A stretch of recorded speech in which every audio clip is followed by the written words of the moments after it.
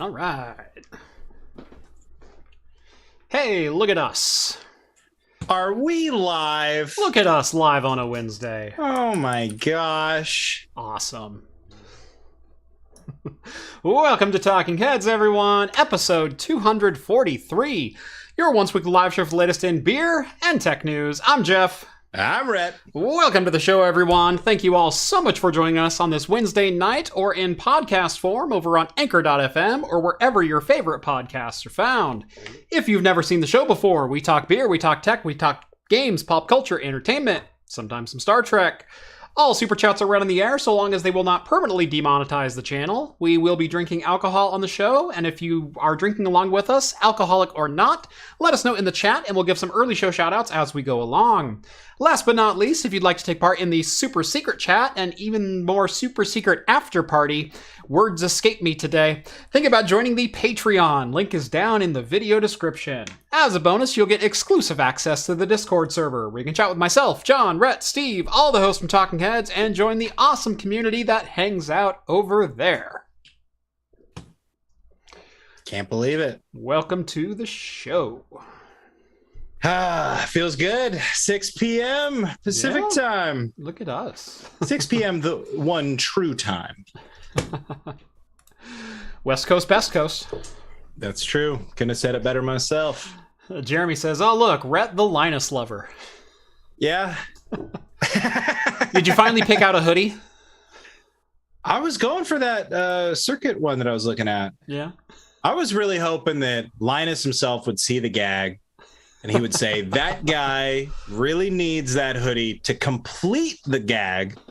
And he would send one to Craft Computing for me. You know what? Next time we do a Lexar ad, you need to be wearing the WAN hoodie.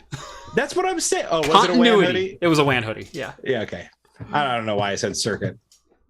But yeah, that's what I'm saying though, is like the best gag would be for the next ads, I've got the hoodie. Yeah. Now I'm looking at beanies or something. Desk mats. Yeah. Anyway, we've got a great show lined up for you tonight. Not a particularly busy one, but it should be a good one. We've got leaks from Intel's 13th generation Core i9. Microsoft's Autopatch for Enterprise is now available, and the funniest beer names of 2022. And there's some gems in there as well. But let's get tonight started the best way we know how to start any night. Rhett, what are you drinking tonight, my friend? Well, I'm going pretty laid back. I don't have anything super fancy, although I did just leave Ratchet Brewing, Jeff. I should have brought myself something fancy from Ratchet Brewing, but I didn't do it. Get a Rev It Up or something like that? Oh, yeah. I'm really a big fan. The Grease Monkey Porter is my go-to. I just drank Pick Your Lane IPA. I think it's a sour IPA, but it wasn't that sour. Oh, no. Pick Your Lane, I was going to drink that one, but I picked their amber instead. Don't remember what it's called. It's delicious. No, today, though, I am going with an amber ale, but it's just a Widmer Brothers drop top amber ale, a classic standby in the Pacific Northwest. It is delightful. It is malty, and one of my favorite standbys. Yeah, you do like your ambers. That much is for sure. I'm starting tonight with a beer that Steve had on the show last week and kind of taunted me with. Found it this week. Apparently this year there are two variants of the three-way IPA. So this is an annual collaboration with Fort George, and they usually pick two other breweries, and they will do a beer together. This year they actually have two different variants. I've only been able to find the hazy thus far. Apparently there's a Northwest IPA as well. But this is the Fort George three-way IPA 2022 edition. It's a collaboration between Alvarado Street Brewery and Revna Brewing, and brewed at Fort George in Astoria, Oregon. 7%. While I'm opening this, we do have a couple super chats already. Tech Geek sends over $50. Thank you so much, Tech Geek. Good to see you every week. Evening, Jeff and Rhett. Bit of a change of scenery as I'm visiting some family friends in Arizona for 2 weeks. Turned my work phone off, and it was the greatest thing ever. Just as great as the WAN hoodies from LTTstore.com. Oh, go on. Get out of here. Look, if somebody wants to buy me the hoodie to complete the gag that you saw in the Lexar ad this week, I'm there for it. Oh, God, I've got to buy him a hoodie now. It's a business expense. I was hoping that Linus himself would be like, oh, my God, what a great gag. Love those hooligans down there at Craft Computing. So I did contact LTT. I'm not going to say who I talked to, but I did contact LTT and ran the ad by them beforehand. Because fair use is one thing when it's like, it's among like two different channels. It's another thing when you're injecting someone's likeness into an ad. And a joke. and I'm making money off of it. Like there needs to be some checks and balances there. So I did forward it to LTT staff, and the response I got was, OMFG, that's hilarious. So they are aware of the ad. I don't know if Linus himself is, but yeah, no, they've seen it. And we got an enthusiastic, yeah, go for it. We've also got $5 from the Tech Oki. Only having one better be a Coupe DNR. Cheers, gentlemen. And I looked that up. That is a Coupe Aleworks DNR. Yum. Oh. So, anyway, cheers to that. Cheers to that. Look, I'm not sure what's going on with my camera. You can't see that I'm drinking out of a delightful Cheers mug. Huh? Nice. Straight from the actual Cheers bar in Boston.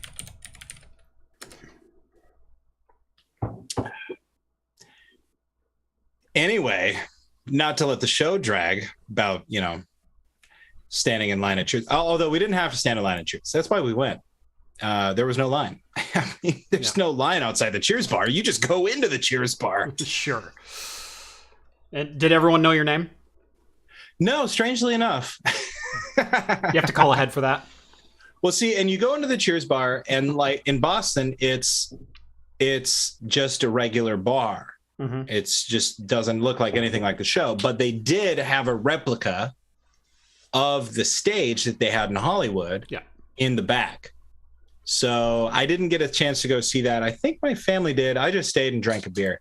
There you go. I was really big into drinking as many Boston lagers as I possibly could while I was in Boston. And I've told the story before, but there is a bar where you can drink a cold Sam Adams across the street from the cold Sam Adams. From a stone cold Sam Adams, right. Something about that just tickled me. So I walked up and down the Freedom Road drinking as many of those bad boys as I could. Yep. Willful, is it true Lexar is Micron's new gaming brand? No, Micron did own Lexar at one point, but I believe Lexar was sold back in 2017 to Logicus. So, yeah, Micron and Lexar are not affiliate companies. Dean's got a gin and tonic with lemon. That is fantastic. I usually like my gin and tonics with lime, but I will not begrudge anyone a lemon. So... Overthinking Tech's got a Guinness Nitro Cold Brew coffee beer. That sounds fantastic. Let's see. Michael Fitzgerald drinking an iced coffee at work because it's 11 a.m. Here's to that. Well, he must be in Melbourne, Sydney. Yeah, I was going to say like there's not a lot of options in that Michael time zone. Fitzgerald must be Australia, right? Mm-hmm. Yeah. Nothing wrong with iced coffee at work. Nope. Nothing wrong with iced coffee at work. Nope. And my office, that's almost how you tell time. You have your iced coffees in the morning, and then as soon as it's lunchtime, there's a beer. So there are perks of working here. Oh, right. You know where I work. Yeah. The boss. I've seen it. I've been there a couple of times, Good stuff. Let's see. Jason's got a Diet Pepsi. We've got Mog Dog with the Deschutes Fresh Haze.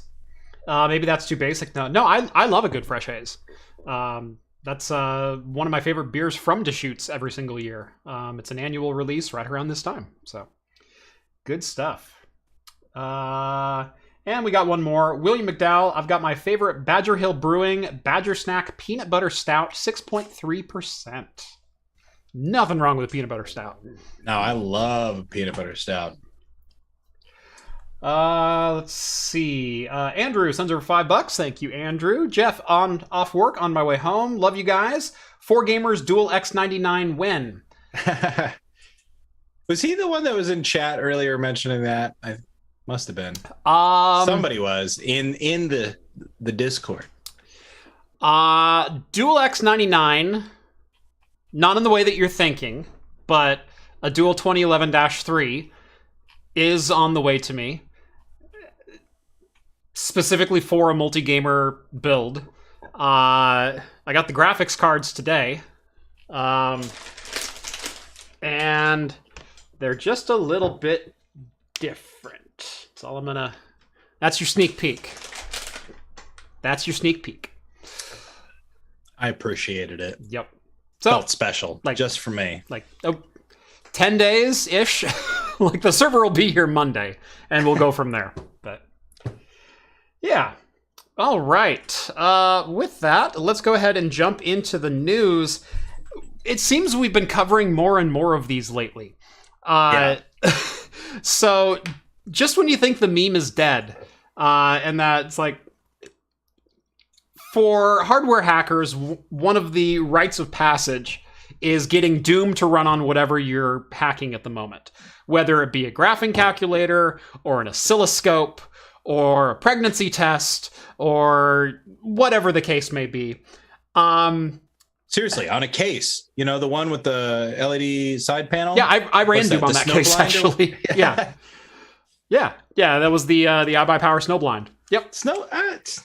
Look at me. Good job. I'm turning into a little you. I know. All the reference just bouncing around. But interestingly enough, no one has ever asked the question, can you run Doom in Doom? Yeah. Now you can. You can Doom while you're dooming.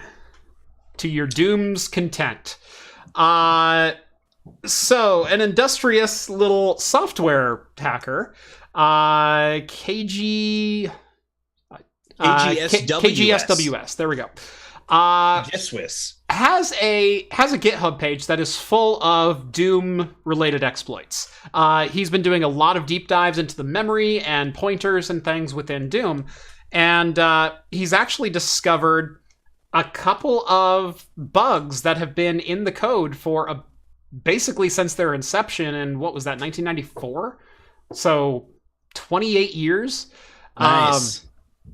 So he goes on a pretty long explanation of what he's actually doing and why and how he stumbled onto making this all work. But essentially what he's done is he has replaced some of the wall textures inside of Doom. So you create a level and you add textures to a wall. He's made those textures run a code injection. Malicious execution exploit. Okay, there we go. Basically, he's running code that's not supposed to be running and calling back from the Doom 2 executable to a version of Chocolate Doom, which will run in DOS inside of Doom on the wall. Oh, and he also programmed it so, and this is just a WAD file. You can run this in vanilla Doom. You download Doom, you download this WAD file, and you can play Doom inside Doom. There's no funky business going on. But basically, you walk up to this wall panel, and you can press F12, and it transfers your keyboard commands to the projection that you're seeing. And so Doom Guy can sit down in a theater and play Doom. Nice. He's also got maps that are posted on a wall for modifying memory inside the game, so you can enable things like mouse aiming and change graphics and things like that from just triggering panels on the wall. Really, awesome. really interesting awesome. Video. He's got like a 15-minute video, and it is definitely well worth the watch if you're into, malicious execution or code injection and things like that. Basically, how he found these exploits through memory mapping, and discovered a 28-year-old exploit and wound up using it to run Doom inside Doom. It's good stuff.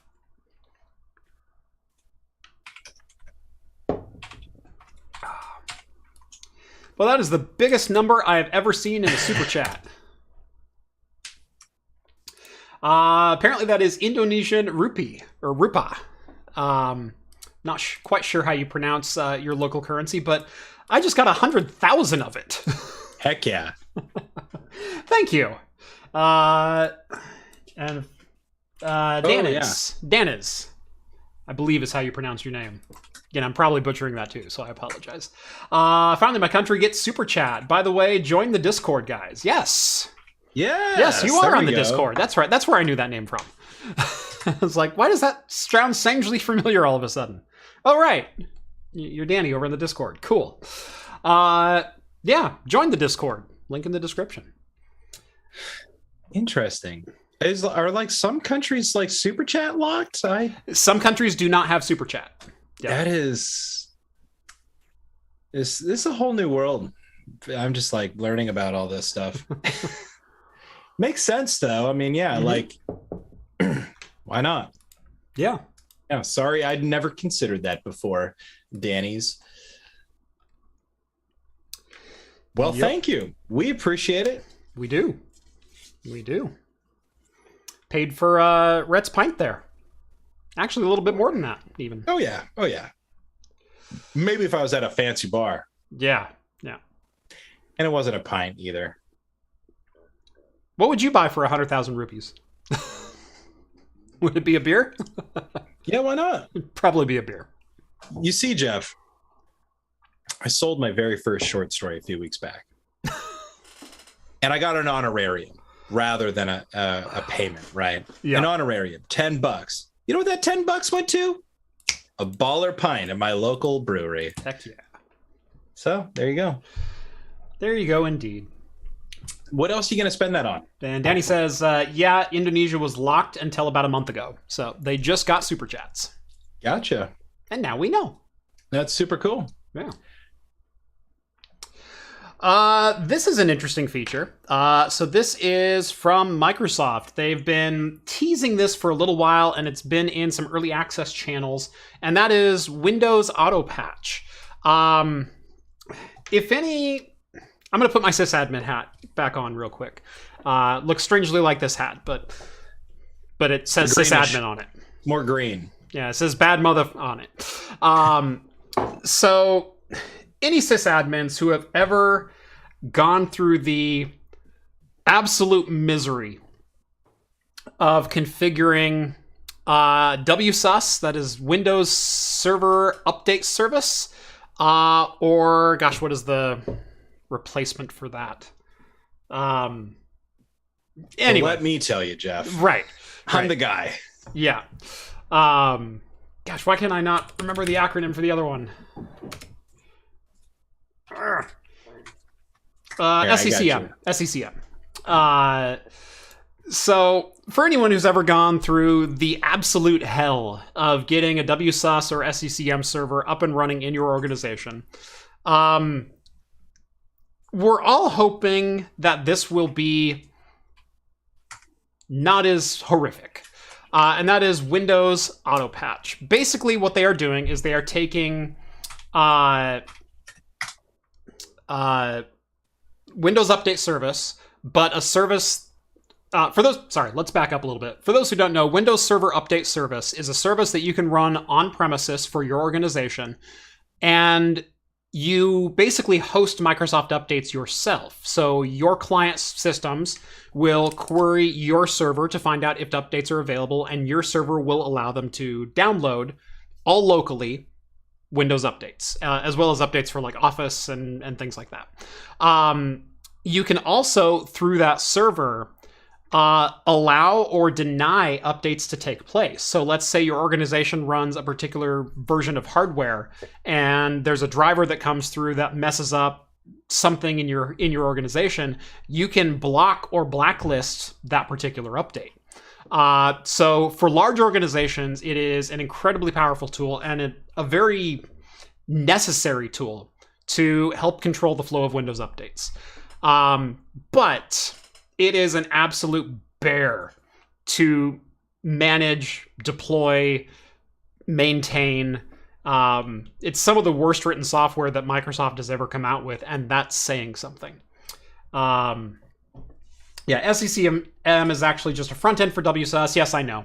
But WSUS used to be its own, like you would go to WSUS, the interface, just like you would go to Windows deployment services or Active Directory or Group Policy Editor, and you would manage that in their weird table format, and it was awful. SCCM streamlined that process slightly, but it's still WSUS underneath it. Anyway, Autopatch is hoping to basically take that on-prem service and turn it into a cloud service that your organization can still subscribe to manage your organization's updates, taking the hassle out of trying to manage that middle layer of Windows Update databases between Microsoft and your end users' computers.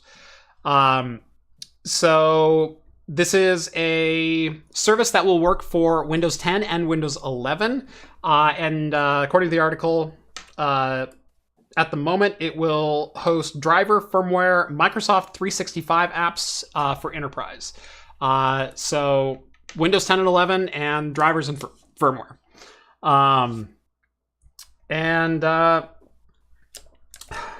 All I can say is, like I said, I hope it is easier to actually deploy, because, man, I have lost weeks of my life to WSUS servers.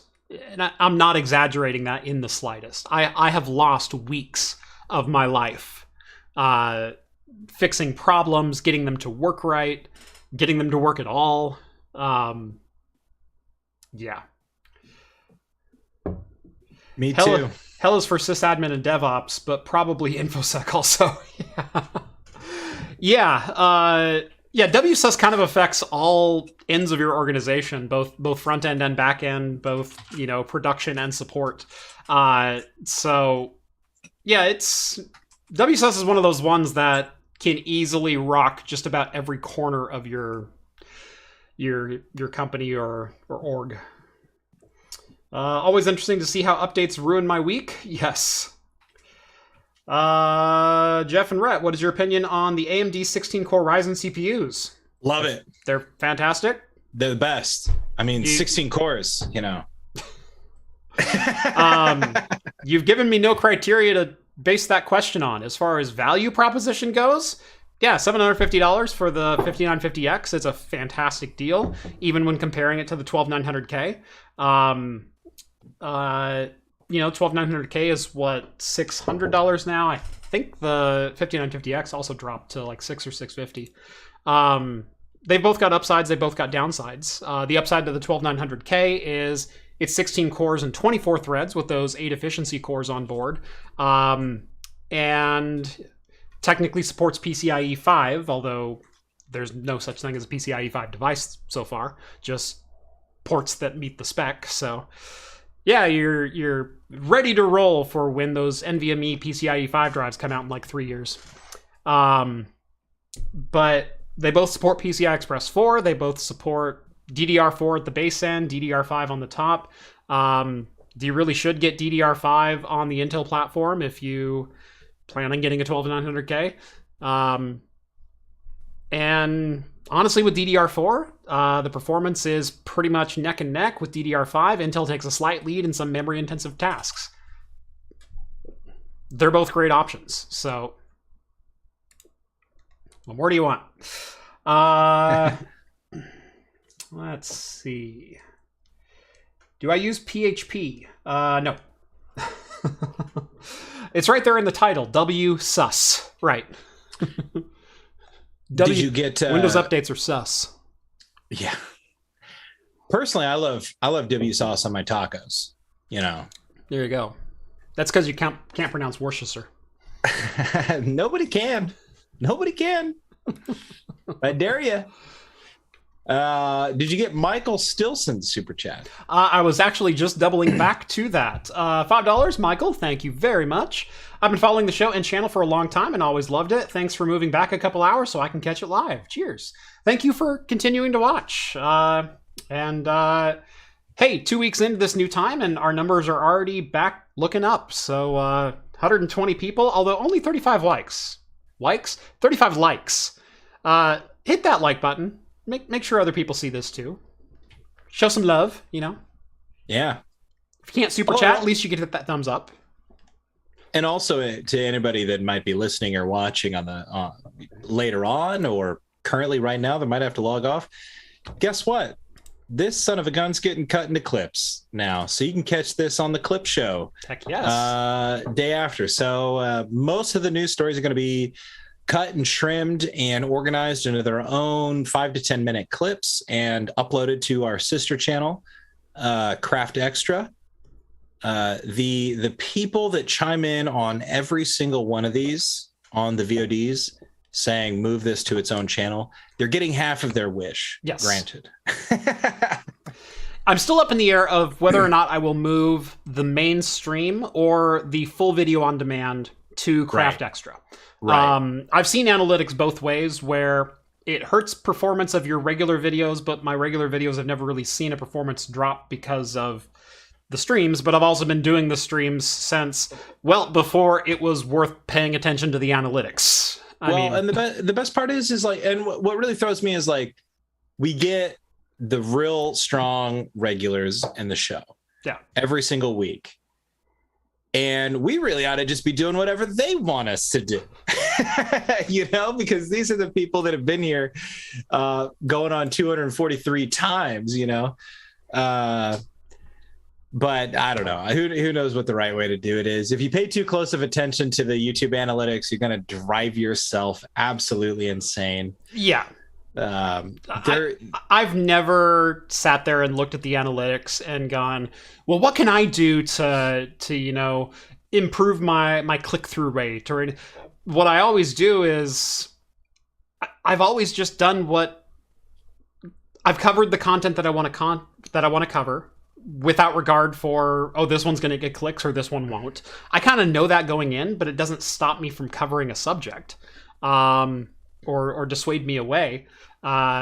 You know, some of my monitor reviews have done fantastic. And then I've done some other monitor reviews. The last couple have kind of fallen a little short. Am I going to stop doing monitor reviews because of that? No. Because I find monitors interesting. And I'm pretty good at reviewing them, I think. You know? See, that's a really great point. You look at the analytics for that one, and it's like, well, you should never do one again. But yeah, it's weird. That's the road to madness, you know. Yeah. Well, when I make this face in the thumbnail, it does better. But if I do the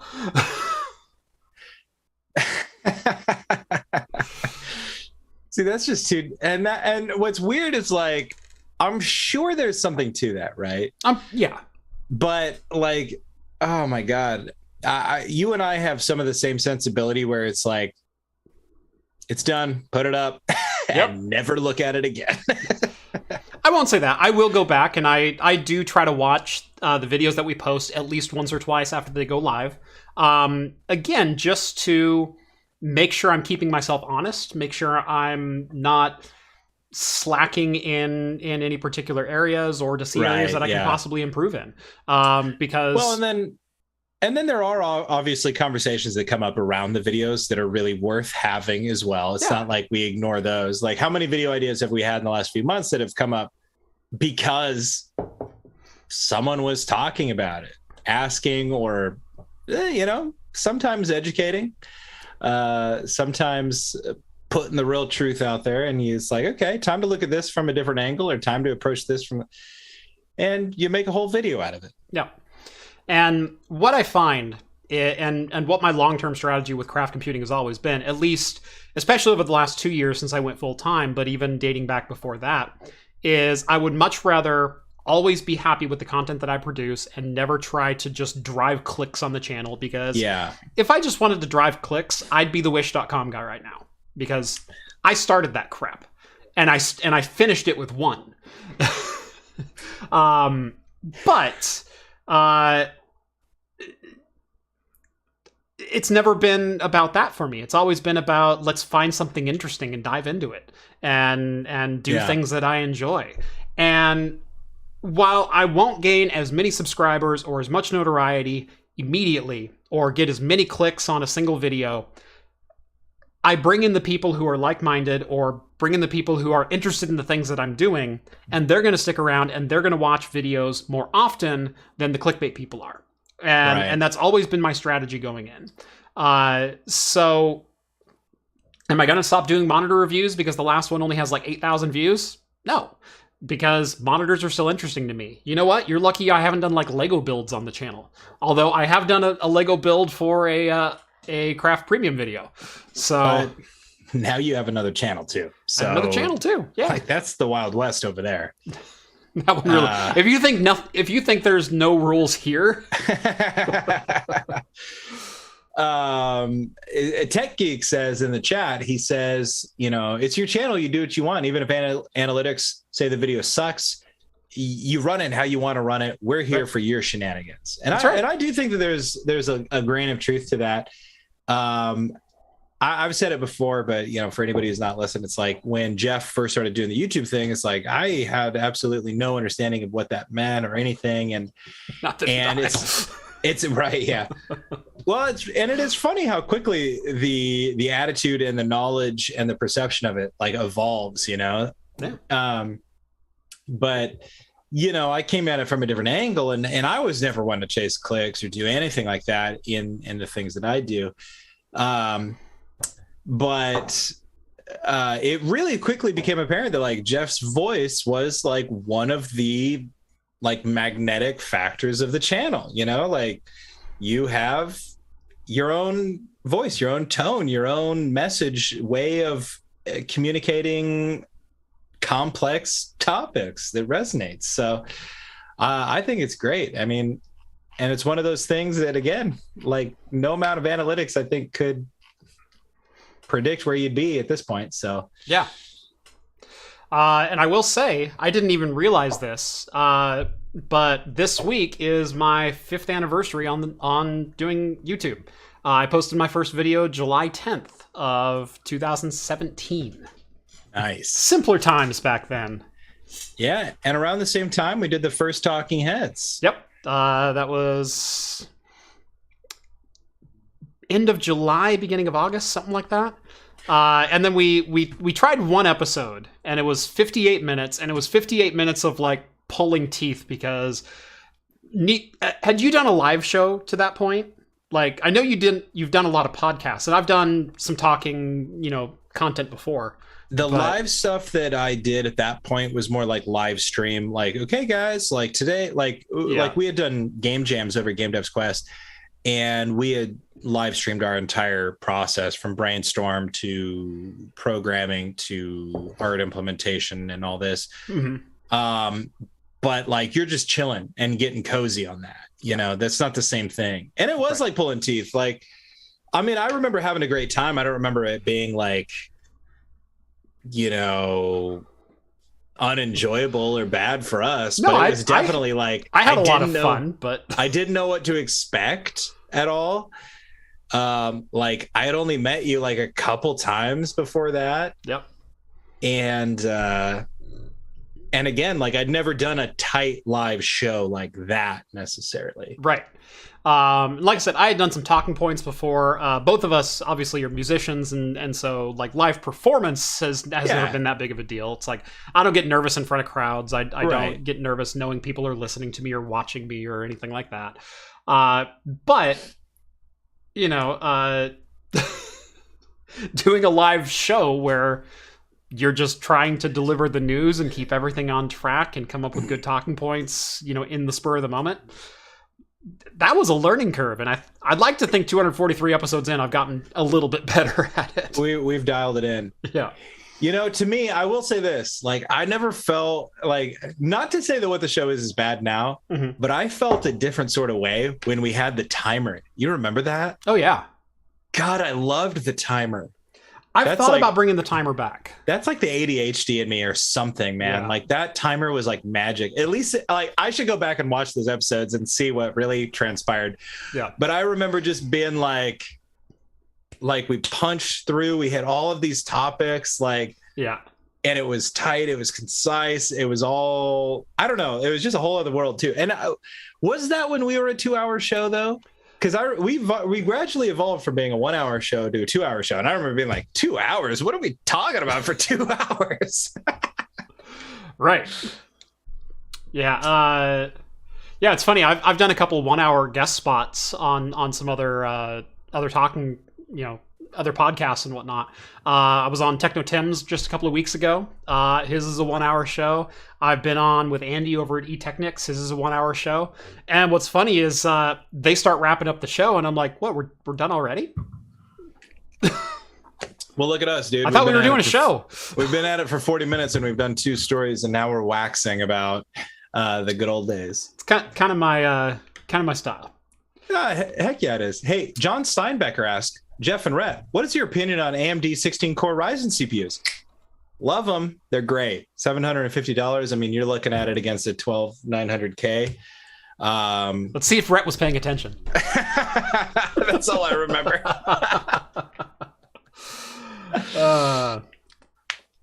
Yeah.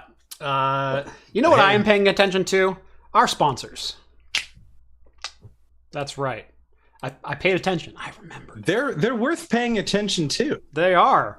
Today's by Linode. If I could hit the right keys. There we go.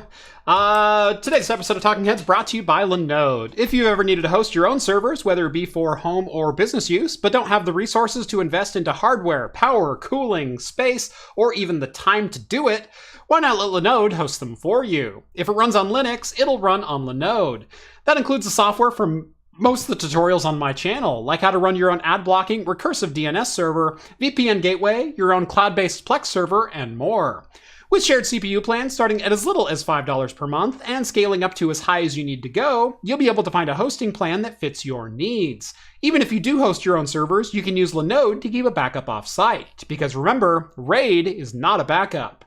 Linode also recently announced they are the first alternative cloud provider to provide NVMe block storage available to all customers. I butchered that sentence, but I'm pushing through it. In September, they began rolling out NVMe drives to all 11 of their global data centers.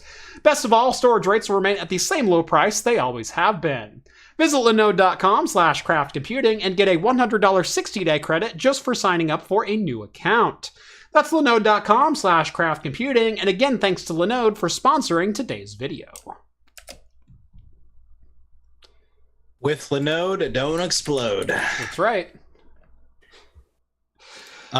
We also do, thanks to Linode, we can keep going. Okay, we can keep the live stream going. Yeah. So thank you. We do have another super chat, a couple of them. One from Zuxess. Hearing the way Microsoft employees talk about teams, I'd love to hear the WSUS slander internally. I'd love to be a fly on the wall for a lot of internal dev meetings at Microsoft personally. Who was I talking to the other day about decisions that are made from above development pay grade that lead to a detriment in a product? That all the developers can do is put their best foot forward, but meet the criteria that have been laid out before them.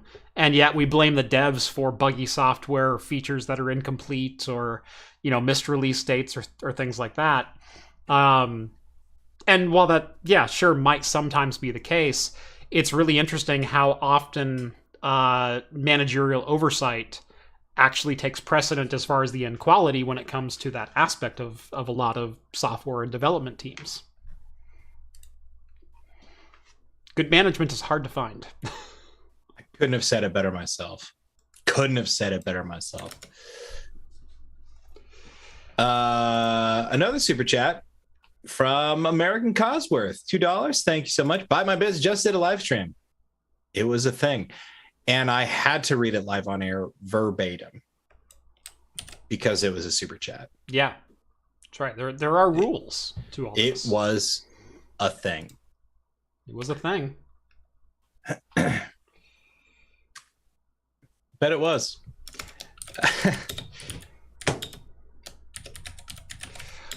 Let's see. Moving on.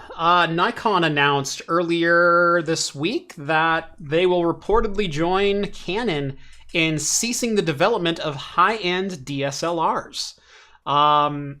Obviously, the trend for years and years has been going towards mirrorless cameras, so cameras without a physical parallax inside of them. And Canon kind of said as of the announcement of the R5, we're ceasing developments of cameras like the EOS 1 and that line of products, which really spearheaded the DSLR revolution when we transferred from film. But mirrorless is lighter, they're smaller, they have fewer moving parts, and they've gotten to a point where they're kind of reaching feature parity with existing DSLR cameras as far as quality.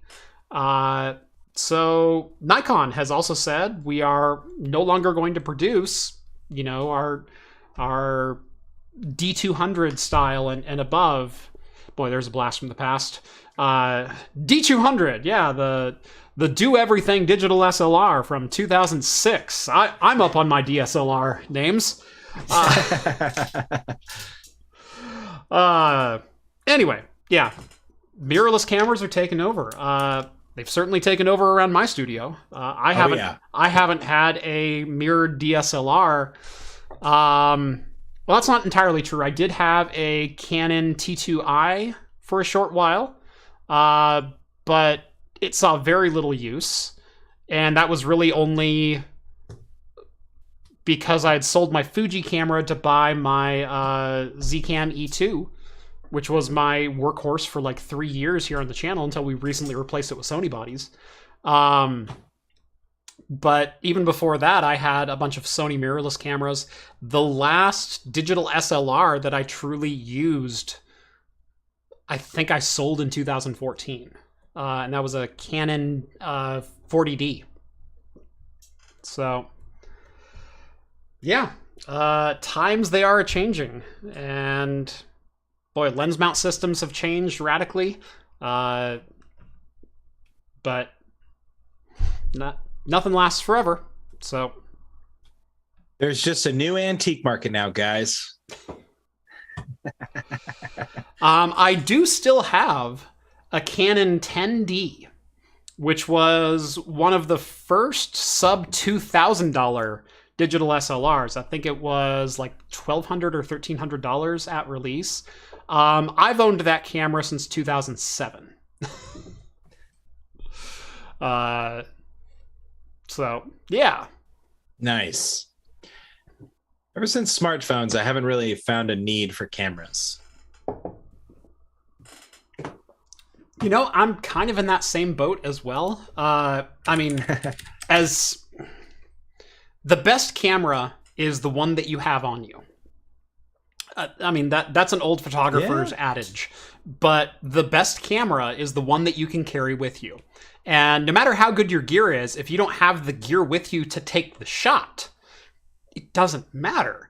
And we used to tell people that when I used to sell Nikon D200s and Canon 20Ds and Rebel XTs, like the old, like that's when I worked in a camera store, was right when digital was truly kicking the crap out of film finally. And there were still film holdouts when I worked there. We had people who would walk in and want to trade in film gear, and it's like, yeah, I've got a EOS 1N, which was the sports photographer's film camera. It was a professional body. It was like $4,000 brand new. It shot 10 frames per second. And think about this, okay? 10 frames per second on a film camera, which would hold either 24 or 36 frame rolls. So you can blow through your entire 36 roll in 3.6 seconds. Okay, let's change the film and hope nothing happens. But yeah, no, he came in with that camera, and I went, man, I can tell you without even calling my manager, I don't want to give you an offer, because he was a very large man. And he goes, no, I want to hear it, because I'm wanting to upgrade to, you know, a 20D or, you know, maybe even an EOS 1. And okay, so I called my manager, and he goes, to 1N? And he says, yeah. He goes, any lenses, anything? I said, no, he's not selling the lenses. He's keeping the lenses. And he goes, yeah, $400 if he'll take it. So 10% of what the camera was like 4 years ago. It happens. Because no one was buying film. And no professional photographer worth their salt, especially sports photographers, would have bought a film camera in 2000. Gosh, that was 2005. That's why sometimes you buy things, it's not an investment. You shouldn't view it that way. And I know people of our generation kind of tend to do that. Yeah. You know, you get your things and you think they're going to hold their value or whatever, but you don't really know where the trends are going to go all the time. And something that's been as rapidly evolving as cameras have been the last 40 years alone, like, gosh, I mean, I'd like to say the last 10 years, but you have to go back 20 years to the start of digital. And you know, there was slow progress at first, you know, and like I said, there were film holdouts and things like that. But man, the progress with, I don't even necessarily want to say just the image quality over the last 10 years, although that has skyrocketed as well, as far as the quality of sensors, the noise reduction techniques that have gone into SLRs, allowing us to go from like, speaking of those old SLRs I used to sell, like, do you know a Rebel XT and a Nikon D200? They have a native ISO of 200 and a max ISO of 800. Rhett, what ISO do we shoot at here in the studio? 2500 native. 2500 is the lower native. By the way, our sensors are also dual native, and so they get best performance. Or the Sony A7 IV has best performance at 2500, and again at 12,800. The 12,800 ISO on the Sony A7 IV is light years ahead of the quality of ISO 800 on a Rebel XT. So what is an ISO 12,000 for? Are you just like shooting in a pitch black room or something? Like essentially, yes. Candlelit scenes. There was. We have to come up with a shoot where we could do that. There was. This is really going to be stretching the esoterica of a lot of my knowledge. But there was a short film, it's about 4 minutes long, that was developed and paid for by Canon when the EOS 1D Mark III, I want to say, came out.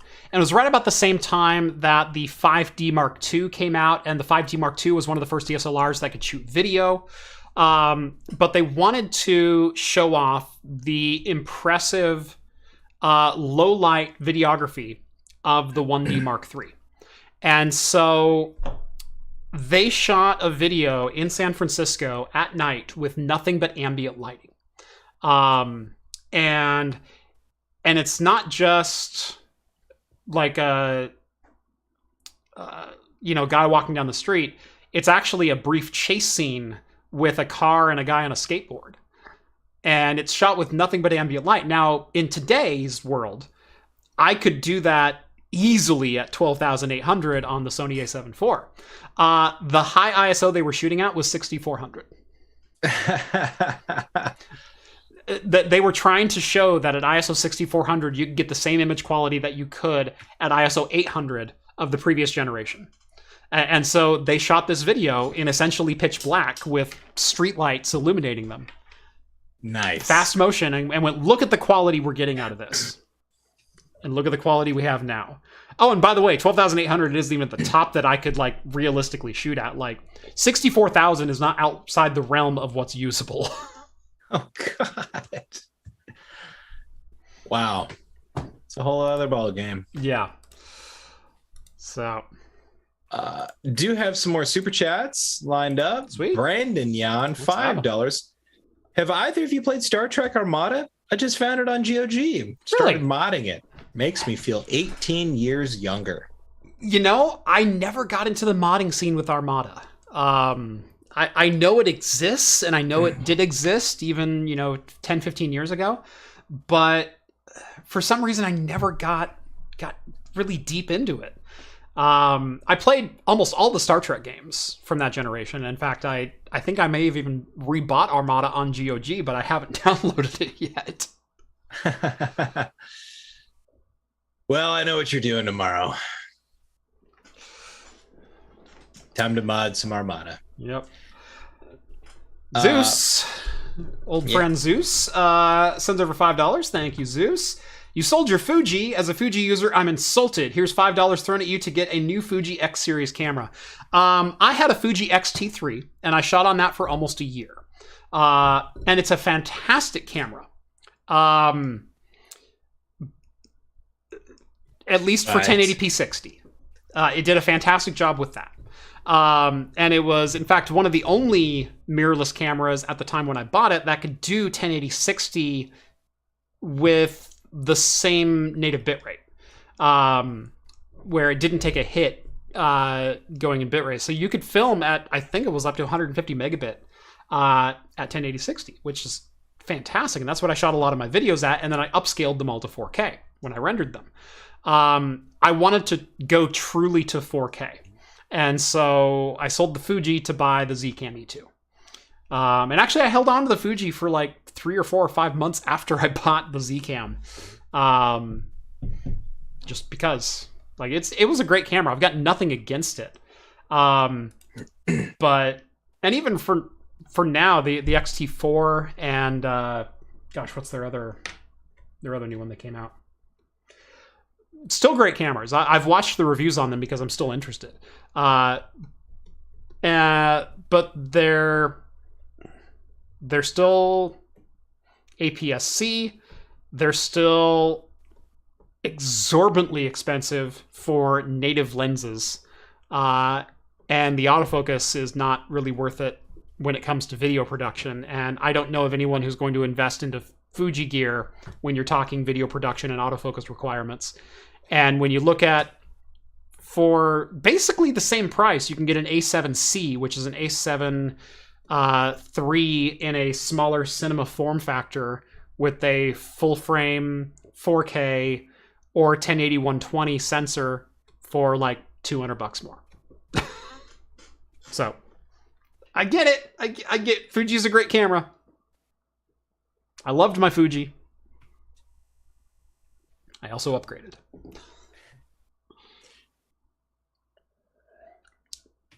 Oh, and one more super chat. Sorry, I missed that one. Freiber. Free beer. There we go. Sad to see Nikon and Canon stop DSLRs. On the other hand, that means more cheap full-frame lenses on eBay for my film SLRs. Heck yes, it does. Ooh, EOS 1V. Yes. Good stuff. Classic. Maybe not. Great camera though. Great camera for sure. Is that a Canon or a Nikon, right? Well, EOS sounds like the Canon naming structure, but yep. Is F6, is that Nikon or Fuji? F6 sounds like a Fuji. That's Nikon. Oh, okay. I tried. I'm a big camera guy. Big camera guy. Know everything there is to know about him. That's right. That's right. Point and shoot, baby. It's true. It's very true. Jeff's a great teacher. I try. Hops and Bruce says, I want to get a Sony A7 III. Well, speak of the devil. Yep. I think he's on an A6400, which, again, fantastic camera. Might even be an A6100. I don't remember. Sony did this thing where they went back and forth with their numbers, especially in the 6000 series. So they went A6000, then the A6500. Oh, we're going to come out with the A6300. Now the 6100. Now the 6400. It's like, just move on. Especially when you can go to Best Buy today and buy an A6000 brand new. That's a 7-year-old mirrorless camera for the same price it sold for back then. I think what needs to happen, and maybe we pick a nice round year for it, but every company ever starts over, and every product that they launch at that point is 1. And every product they launch afterwards, 2, 3, 4. You don't get anything else. So that way the highest number is the latest, no matter what. You know what's really funny is we wouldn't run out of numbers. All the tech companies used to do this until 2010. Okay. If you go back and you look at Intel's numbering systems, they obviously had the Pentium 1, Pentium 2, Pentium 3, Pentium 4. But even when they went to like beyond the Pentium 4 to the Pentium D, the Pentium 4 had a code number after it. So it was the Pentium 4, 620. And then it was the Pentium 4 860. And then the 930. And then they came out with the Pentium D. And then the Pentium D had a series of numbers going from like 550 up to 900. And then they went, you know what, we'll fix this. We'll come out with the Core series of numbers. And so originally it was the Core Duo and Core 2 Duo. And that's actually the predecessor to the Core I naming scheme that we have now. But so they went Core Duo, and it was like the 2200 Core Duo or the 2400 Core 2 Duo. And the difference was 32-bit or 64-bit instruction sets. And that kind of went through until they hit 9000, until they hit the 9000 series range.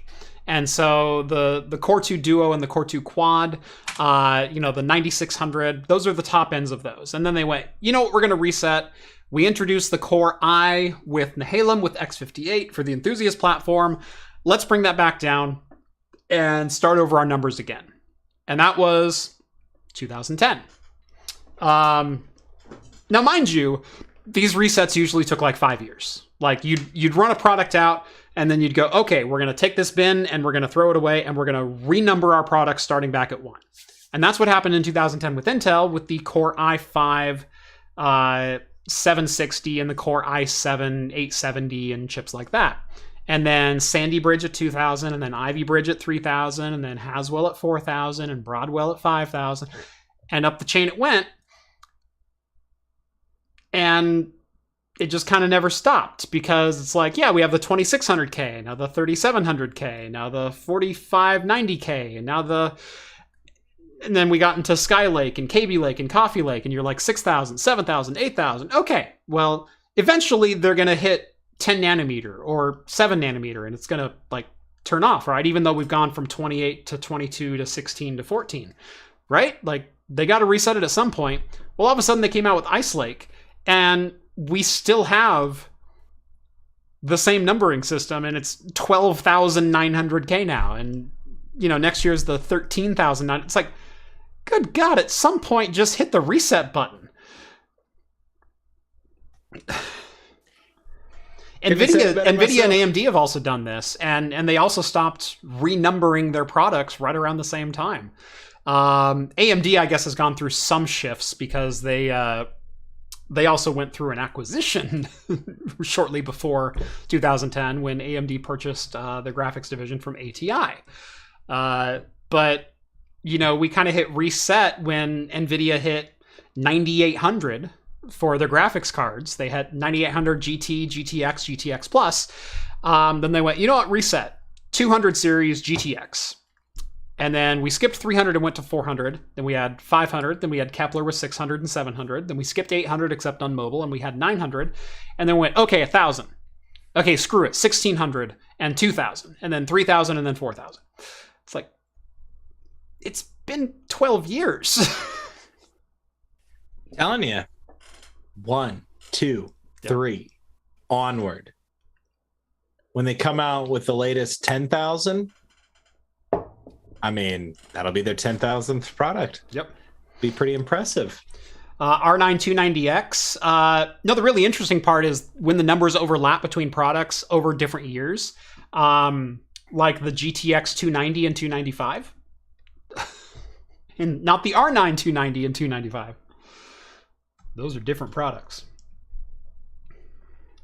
We don't talk about the 300 series cards for AMD or NVIDIA. That's true. I guess NVIDIA did use 300 series branding on the mobile side of things as well, because they had the NVIDIA GT330. But those were integrated mobile units.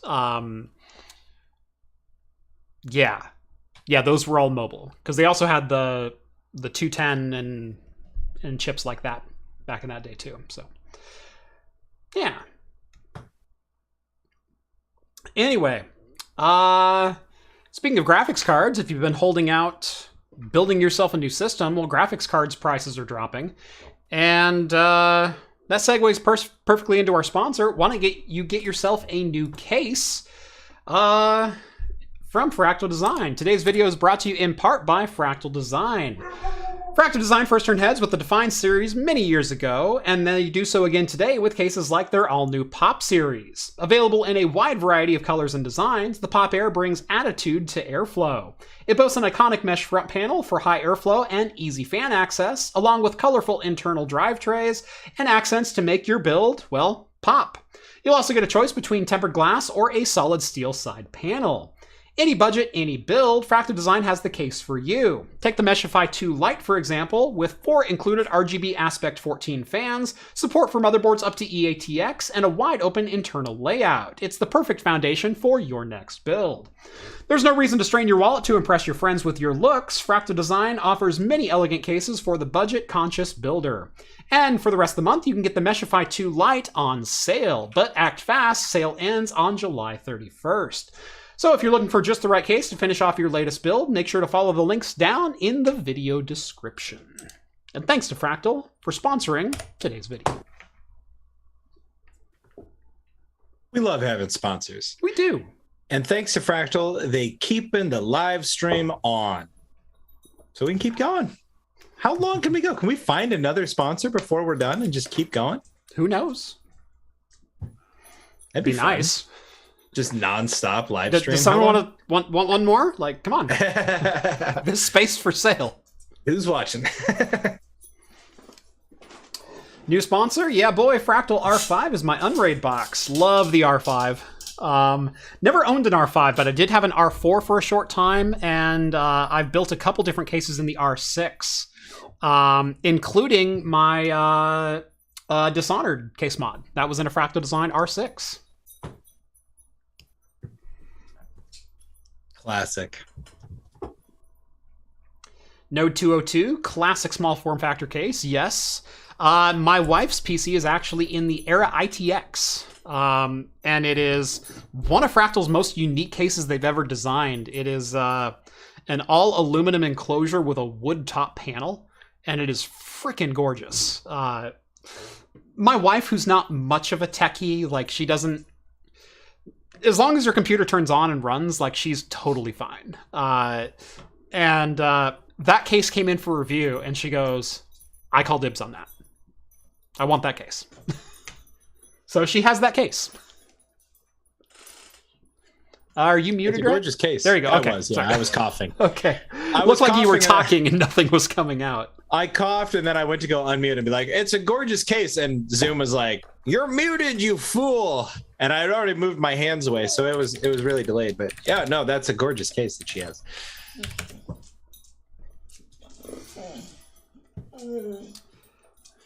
How much for a Hops and Brews sponsorship? For you, Tree Fitty. Ruby came to say hi. Yes. Oh, of course. Yes, hello, Ruby. Oh. Hi, you Ruby girl. Yeah. She goes, my family is gone for the day, and I haven't been able to chase anyone. Yeah.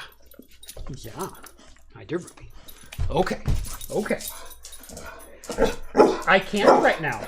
I can't. Jason Budney says, for the price, the Pop is nice, but it was tight to build in. It looks tight to build in.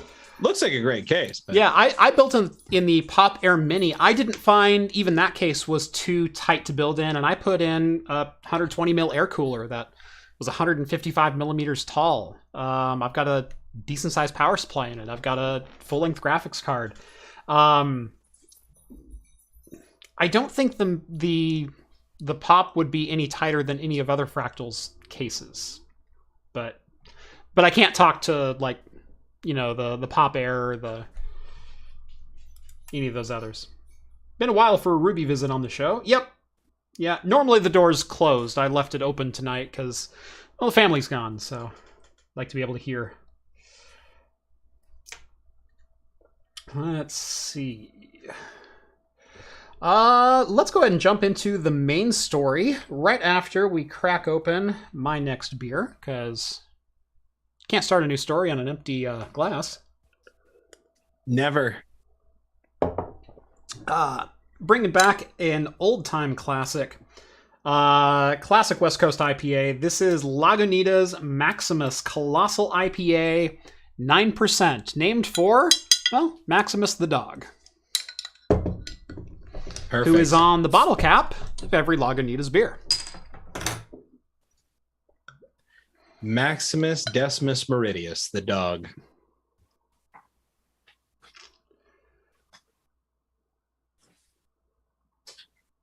I always love the color on this beer. It's a fantastic dark red. It's beautiful. All right. Now for the headline story. There has been a leak of Intel's upcoming Raptor Lake 13th generation Core i9 13900K. Now, with all leaks, take the entire shaker of salt with it, throw it over your left shoulder, and hopefully don't hit some guy named Seabass. But according to a Geekbench benchmark score, the i9 13900K was spotted running at an all-core turbo frequency of 5.5 gigahertz and as fast as 5.7 gigahertz in single-core portions of the test. That is quite the boost from the 5.2 that we are seeing with Ice Lake at the moment. The even more impressive, 13900K rolls right off the tongue. I'm surprised they are going with 13. I'd assume they skipped it and go to 14. Telling you, I was hoping they'd go to 1. Just start to 1 right over. Yeah. Just go back to Pentium. It's all about the Pentiums. Yeah. Perhaps even more impressive than the clock speed, which we're finally getting the promised clock speed from the early 2000s, will be at 8 gigahertz in no time. Yeah. Are the benchmark scores. Now, it was unconfirmed what the core count was going to be for the 13900K.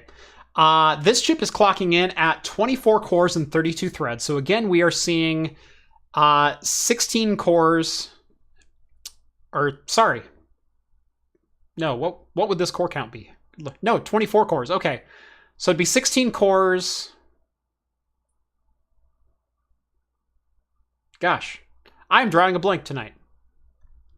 Would this still be 16 cores and then 8 efficiency? No, because it'd be 16 cores, 16 by 32, but then 8 efficiency. I don't know. Apparently 8 of these are efficiency cores and don't have hyperthreading, but that doesn't quite make sense because it'd be 8 performance, 16 efficiency. But that doesn't make sense. They're going backwards from 12 cores and 16 cores. I don't know. I mean, maybe 8 by 8. Okay. Now, Sam's Tech, they wouldn't do 16 core, 24 thread plus 8 efficiency. It would be here's the problem. If you have 16 performance cores, the performance cores have been hyper-threaded. 16 times 2 is 32. So now the efficiency cores still count as threads. So if that was the case, if this was a 16-core performance core chip, this would be a 24-core 40-thread if it had 8 efficiency cores. So 8 performance, 16 efficiency. Honestly, at 10 nanometer, that might be somewhat believable. Somebody says it's confirmed. Confirmed? Yeah. Well, I don't know how they could confirm it. I haven't received white papers yet. I haven't been briefed yet. So, that's coming up. Right. Hopefully. Anyway, what is astoundingly awesome is the benchmarks. Now, again, take this with all the salt you can muster. The single-threaded score on Geekbench was a 2133 versus a 1987 on a 12900K versus a 1686 on a 5950X. Now, I will say these scores are not quite telling the whole story, because as we've seen, especially in gameplay, the 5950X and the 12900K pretty much trade blows depending on which instruction set the chip uses and the game prefers. So I don't think there's certainly not a 20% disparity between these two chips when it comes to single-threaded performance.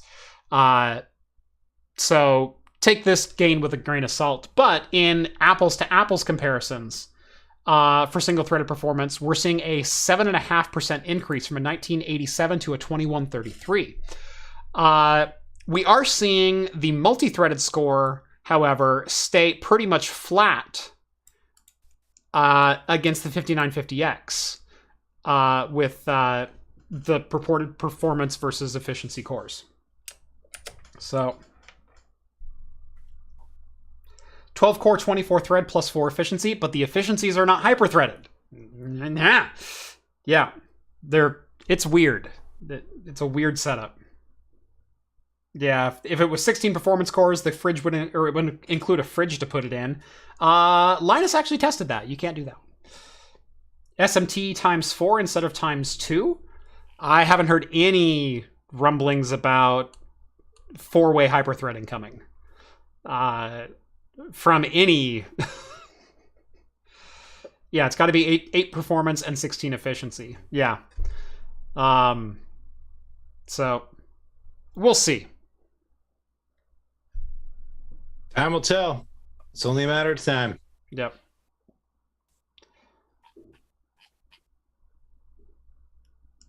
I don't know. Maybe Mark Tyson here from Tom's Hardware. He could have done the math. Yeah. But anyway, yeah, single-threaded frequencies up to 5.7 gigahertz out of the box. Fun. Real quick, I'm going to pour myself another drink of Rainier. Wow. Rainier Gin. Rainier Gin. Yeah, you like that? I don't have another beer, but I do have gin, so I'll make myself a little mini gin and tonic. There you go. Go a little easy on the gin. 12 performance, 8 efficiency. There's a problem there too. It would be 12 core, 24 thread if you're talking the performance cores, but then 20 core, 32 threads. So you're still off. Can't refrigerate a 13900K. You could if you had an insulated water ball for pouring LN2 from lttstore.com. I hate you all. I hate you all. Maybe a nice pint glass from not ltt.store would do it. That sounds way more reasonable. I think they got those. Yep. They look fantastic too. Have this fantastic logo on them. Looks a lot like the Moonlight Ad Computer logo. Yeah, that's true. but instead of a plus sign, but with a glass about this. Yeah, instead of a plus sign, it has a glass. Topical references for you and I, and anybody who watched today's video. Yep. The only numbers that people are throwing out here are the 8 performance cores and 16 efficiency to get 24 and 32. That's the only metric that I've seen so far that makes sense. Yeah. Interesting. Sorry, Gamers Nexus has the best pint glass? Bro. Unless you're talking his Moscow Mule Mug, because I will take that medicine. His Moscow Mule Mug is freaking dope, but pint glass? No. His pint glass is kind of cool. It is kind of cool. It's blue. It's blue. It's got the silver foil on it. Like it's. I'm not saying it's not a nice pint glass. I'm just saying it's not the best. I love this material. High quality glass. Oh, shoot. Damn. My GN glass runs 3 degrees Celsius colder than my LTT water bottle. Craft Extra should have been named not LMG Clips. Well, we're gonna have more content on it than just clips. Correct. Yeah. It's going to be clips, but also going to be some bonus content, or maybe some like quick demos or updates that really don't need a full video on craft computing proper. Like my retro rocket build. Like, yeah, after that video, I completely rebuilt it, but I didn't want to do a dedicated video on that. But hey, if you're looking to build a retro PC, here's the mistakes that I made and some of the things that I learned through it. And here's some great hardware that you could possibly look for on eBay and build one yourself. So one of the things that kind of becomes clear when you start making content of any kind that is like falls under sort of like a brand is that if one brand starts doing well, people don't really want to see the other things that you do. Goes for YouTube, goes for bands. That's why some authors have pen names. Nobody wanted to read the murder mystery novel that J.K. Rowling wrote after Harry Potter. That's why she had a pen name. Yeah. And then she just went ahead and made sure nobody wanted to read Harry Potter in general. So, do with that what you will. But so Craft Extra, we're going to have our not LMG clips on it. But, you have a camera in your right in front of you all day, and you have all these ideas burning through your head. Sometimes there's videos that you want to make that, like the 271,000 subscribers of Craft Computing generally might not care about all that much. Sometimes there's also things that I do on the side just as fun projects that I don't want to go through the production of making a full-fledged video for. Yeah. And some of it might still be interesting, but it's certainly not going to be interesting to the whole audience. And so I've got a couple like weird ideas and can I show this yet? I don't know if I can show this yet. No. Yeah. It's under NDA. Yeah. No, that box is still upstairs. Oh. NDA boxes don't belong in the office. Nowhere in the same room as a camera. Yeah. Yeah, I just think it's like you're doing content, and sometimes you want to make content. But the rules of doing it as a job dictate that you can't always make the content that you want to make. Craft Extra is the answer to that. Yeah. And all the clips from this, because, I feel like we make a lot of great content on the live show every week. And the regulars know it, and they come back and they check in, and the people that watch it afterwards, they all know it. But some people don't know it because they don't want to wade through all of the hello, good morning, good evenings, what we're drinking, and all of the stuff between every story. And so this is our way of trying to give it to them a little bit. But it doesn't, like, we can't just flood the main feed with 7 videos a week, so. Yeah. I mean, I don't have the production capacity to film 7 videos per week. Right.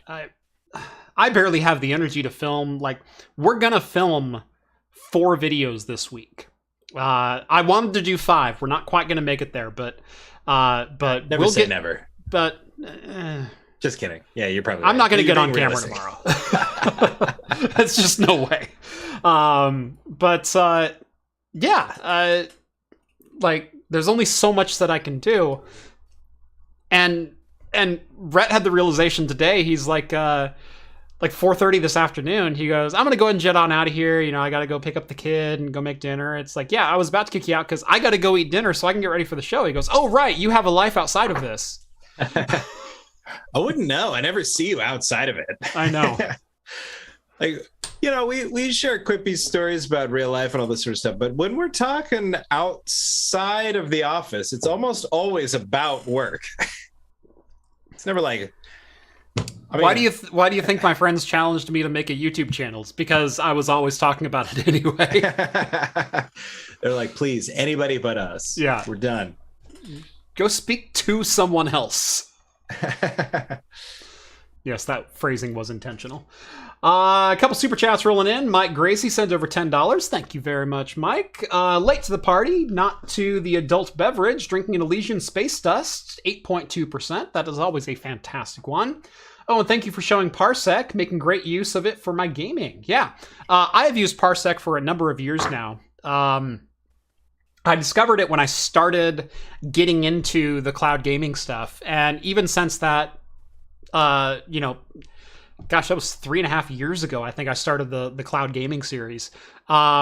There's been quite a few developments, whether it was Looking Glass, whether it was Sunshine and Moonlight coming out, whether it was, gosh, there's another one too. I couldn't cover them all. Rainway is the other one. Rainway.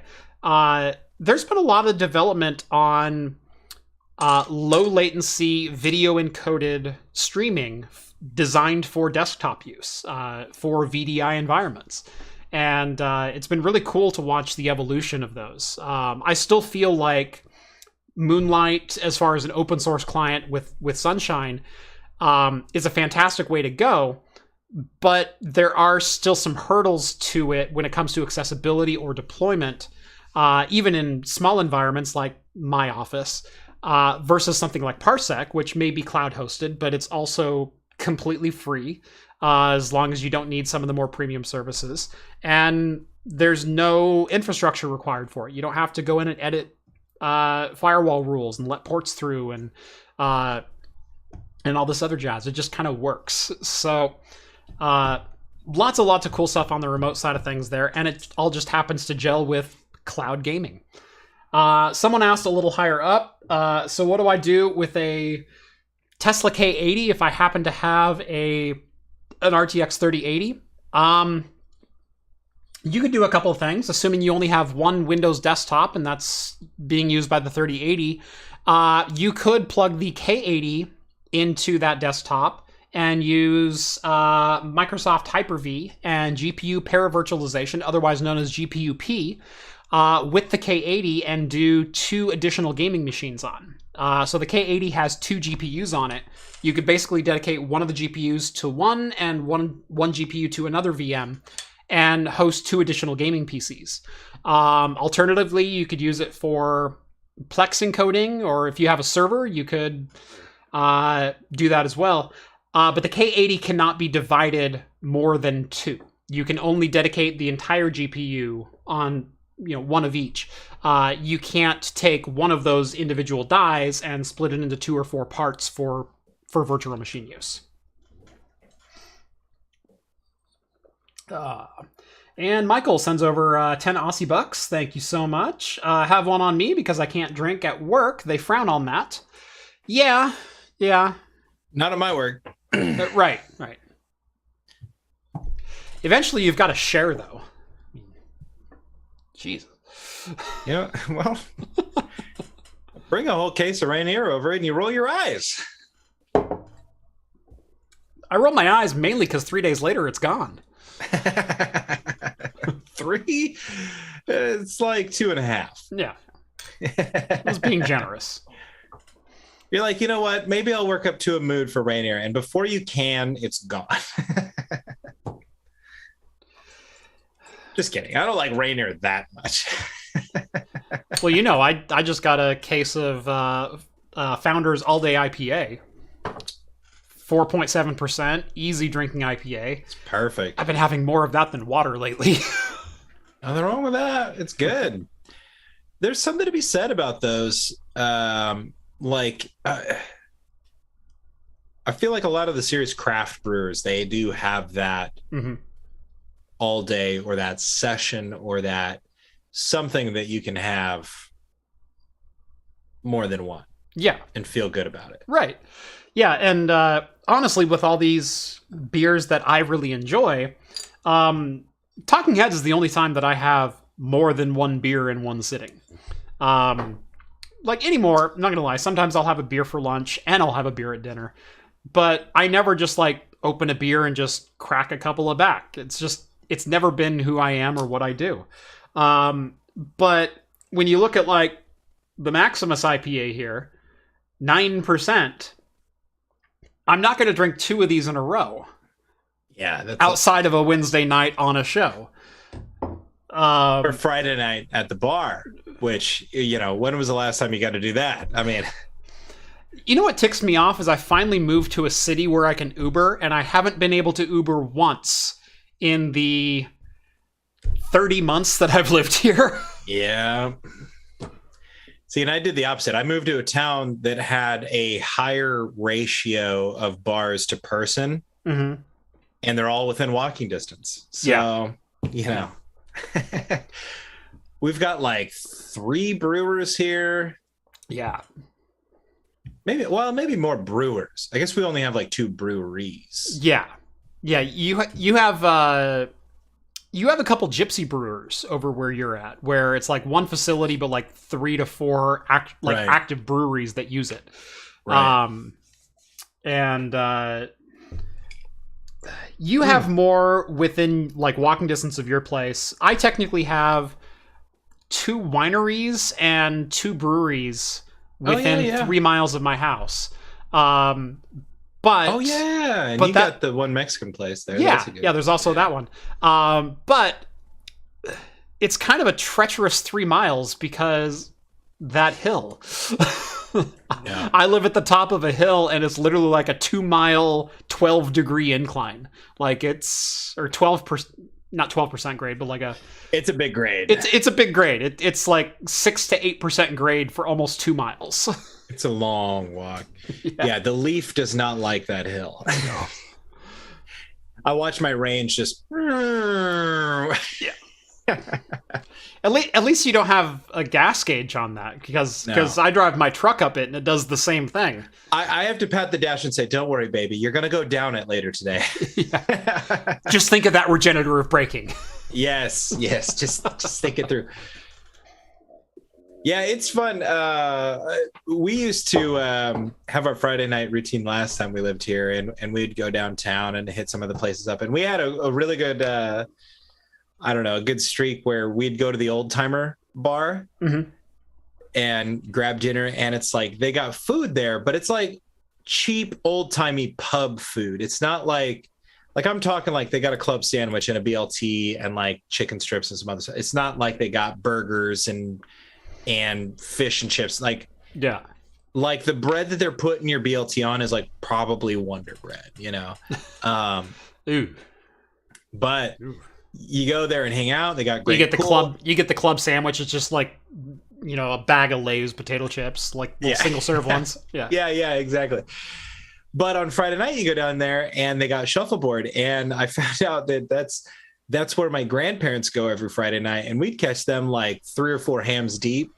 Yeah, like they're on their 3rd or 4th hams, and they're playing shuffleboard. Like one night we go in, and it was like the shuffleboard championships, and the bar was packed. I kid you not, man. So that was fun. But yeah, now we got some extra breweries around here. Of course, Ratchet has taken over one of the big spaces and doing great stuff there. So Yeah, we kind of traded it. See, and that's what I loved about my old place was like it was close to all of these other things, but you couldn't get there. Like you had to drive or Uber. And even the Uber from where I used to live, you remember like, oh yeah, it was like, I Ubered with you once, and man, what a nightmare that was. Yeah, and it was still like $15 or something like that. I was like, yeah. What? It was ridiculous. We're in the car for like 4.5 minutes. Yeah. Like I Ubered. That guy was making bank. Yeah. I Ubered from the Cheers bar in downtown Boston to East Boston to where we were staying. Mm-hmm. And that cost me $8. Remember going around Vegas? It's like $6 wherever you want to go, anywhere on the strip. Well, and my Uber driver in Boston explained it to me about the way that it works there. Sorry, guys. That Boston and cities like that are a lot more Uber friendly because they're not going as far. There's more Uber drivers, right. Things like that.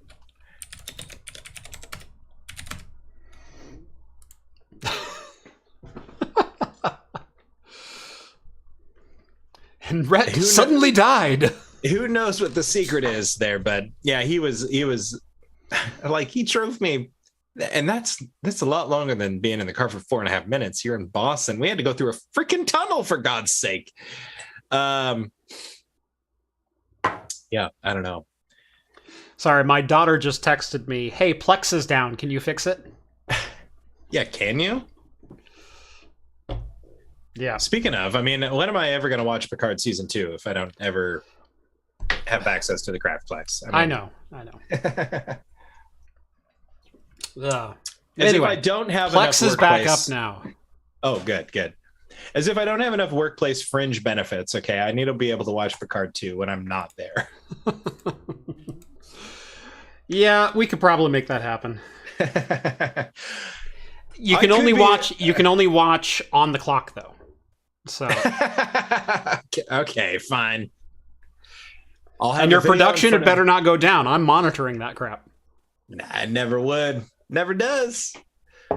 Hey, I can't get much lower.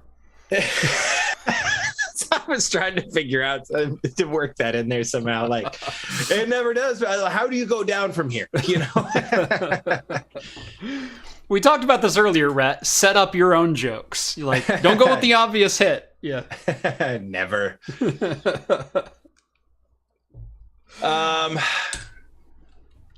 Well, we do have more stories, but we also have more super chats. Yeah. Let's get to the super chats, and we'll jump right back into the stories, because we do have a couple beer stories, and they're actually some pretty funny ones today, so I did want to hit those. Christian Rockabroon? Racubroon? $1 Canadian. And he says down below, what about inviting your fans on the show? That could be interesting. Hey, we invite you to the super secret after show. You're always welcome there. I don't want to be rude, but no. And the reason I say no is because as a host, when this, and if it's some random podcast, sure. Like if we're just sitting around drinking with a recorder going and this is going on a channel that no one cares about, yeah, I don't care. You can say what you want. When this is a podcast that to some extent I monetarily rely on, I need to be able to control not only the narrative, but the direction and the tone and the content. And you are a wild card that I do not want to mess with. Yeah. Unexpected is the worst kind of expected. If you just want to have a conversation with Jeff, we'll get your butt on over to the Discord server and join the Super Secret After Show. That's as close to like a roundtable like podcast in a lot of ways. Like people get going, yeah, and it's entertaining. I love just hanging out and doing my own thing and just in eavesdropping while I'm doing other stuff. That's probably your best bet. I used to have a podcast where I had a phone number. And we encouraged people to call the phone number and leave voicemails. And we would play the voicemails on the show and talk about them. Yeah. That got out of hand quick. There's a reason when you call a radio station, there's a 30-second delay when you call in live. And it's a radio host's worst fear that you're going to go all George Carlin on the air, because every caller that gets airtime is a complete wild card to the host. Yeah. Yeah, exactly. And obviously, the podcast, I would listen to the voicemails before we recorded the podcast and things like that. And I would be like, this guy was too eclectic to play, or they said some things. And it's funny, we touted ourselves as like the No Holds Barred podcast where anything goes. But like, you found where the barriers were, didn't you? Well, what's funny is you find out like you quickly already have your internal rules, right? Like there's people that we wouldn't make fun of. There's things that we wouldn't say. There's a lot of lines you won't cross right from the get-go. Right. And then it becomes more apparent when you're listening to the things other people want to say. Yeah. Which, part of the game. It was fun. Yep. But, another super chat. We got Parker chiming in with $20. Thank you very much, Parker. Good to see you. Love the earlier time slot. Keep up the great stuff. Finally found the Oscar Blues sample pack, Oscar Blues, back in stock, and loving my favorite thick haze. Yeah. Gosh, what was the Oscar Blues I had not long ago? They had the was it the 1050? 1050 stout? I don't know, but one of the other things that Parker says up above that super chat is red, looking good. Yeah, that's Oscar Blues. Okay. Yeah. Yeah, Oscar Blues 1050 stout. Holy crap, that is good. Nice. Well done. Digging it. Yeah. All right, we are up to date with super chats. Unless someone, dropped another one, Well, then we'd have to stop and we'd have to read it, and we'd never get to tell the story, and that's fine. I mean, Jeff thinks it's a fun one, but me, I'm okay with that. So the U.S. Open Beer Championship names its best breweries and, better of all, funniest beer names of 2022. So the U.S. Open Beer Championship is the competition for the best brewery and best beer, and this is an annual crowning of, by whatever standards they have. That's fine. We can come down. Sun King Brewery in Indiana won best brewery. We've got Shoe Tree Brewing in Nevada, Third Eye Brewing in Ohio, Monday Night Brewing in Georgia. There's no Oregon breweries on this list, so I'm going to call shenanigans off the bat. But what's more, though, I was going to say this, no one region really takes the cake here. I mean, Indiana's got two on here. Indiana's got two, right? You got California. California got Moonraker, which I don't disagree with Moonraker being on that list. Let's be honest there.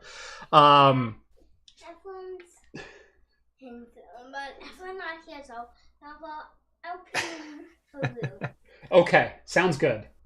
Can you close my door, please? Thank you. I'm on my show. Yep. So I can hear them. Do you want to come say hi? Yeah. Come say hi. So this is Little Bit. Say hi, Little Bit. Hi, it's me. No, not you, Little Bit. I was telling Little Bit to say hi. You're Little Bit. Oh. But can I have this thing? Oh, you want to hear it? Okay. There we go. Nice. Hi. Hi, my name is Kiki and Jacqueline saw that. Okay. And what's your name? It's Rhett. You know Rhett. Oh, I didn't recognize him. I didn't recognize you. It's okay. It happens. So, hi, Rhett. Why are you on the computer? Yeah. Why are you on the computer? This is where I live when I'm not there. He's at his house. Can you show me around? Not right now. I wish I could, but my camera is stuck. Yep. All right. Like you could bring your camera on your computer. That's a good idea. Maybe he can show you around another time. We'll have to go over there and go get in his pool. There's a good idea. Yeah. All right. Say goodnight. Good night. Night. Okay. Close my door, please. Thank you.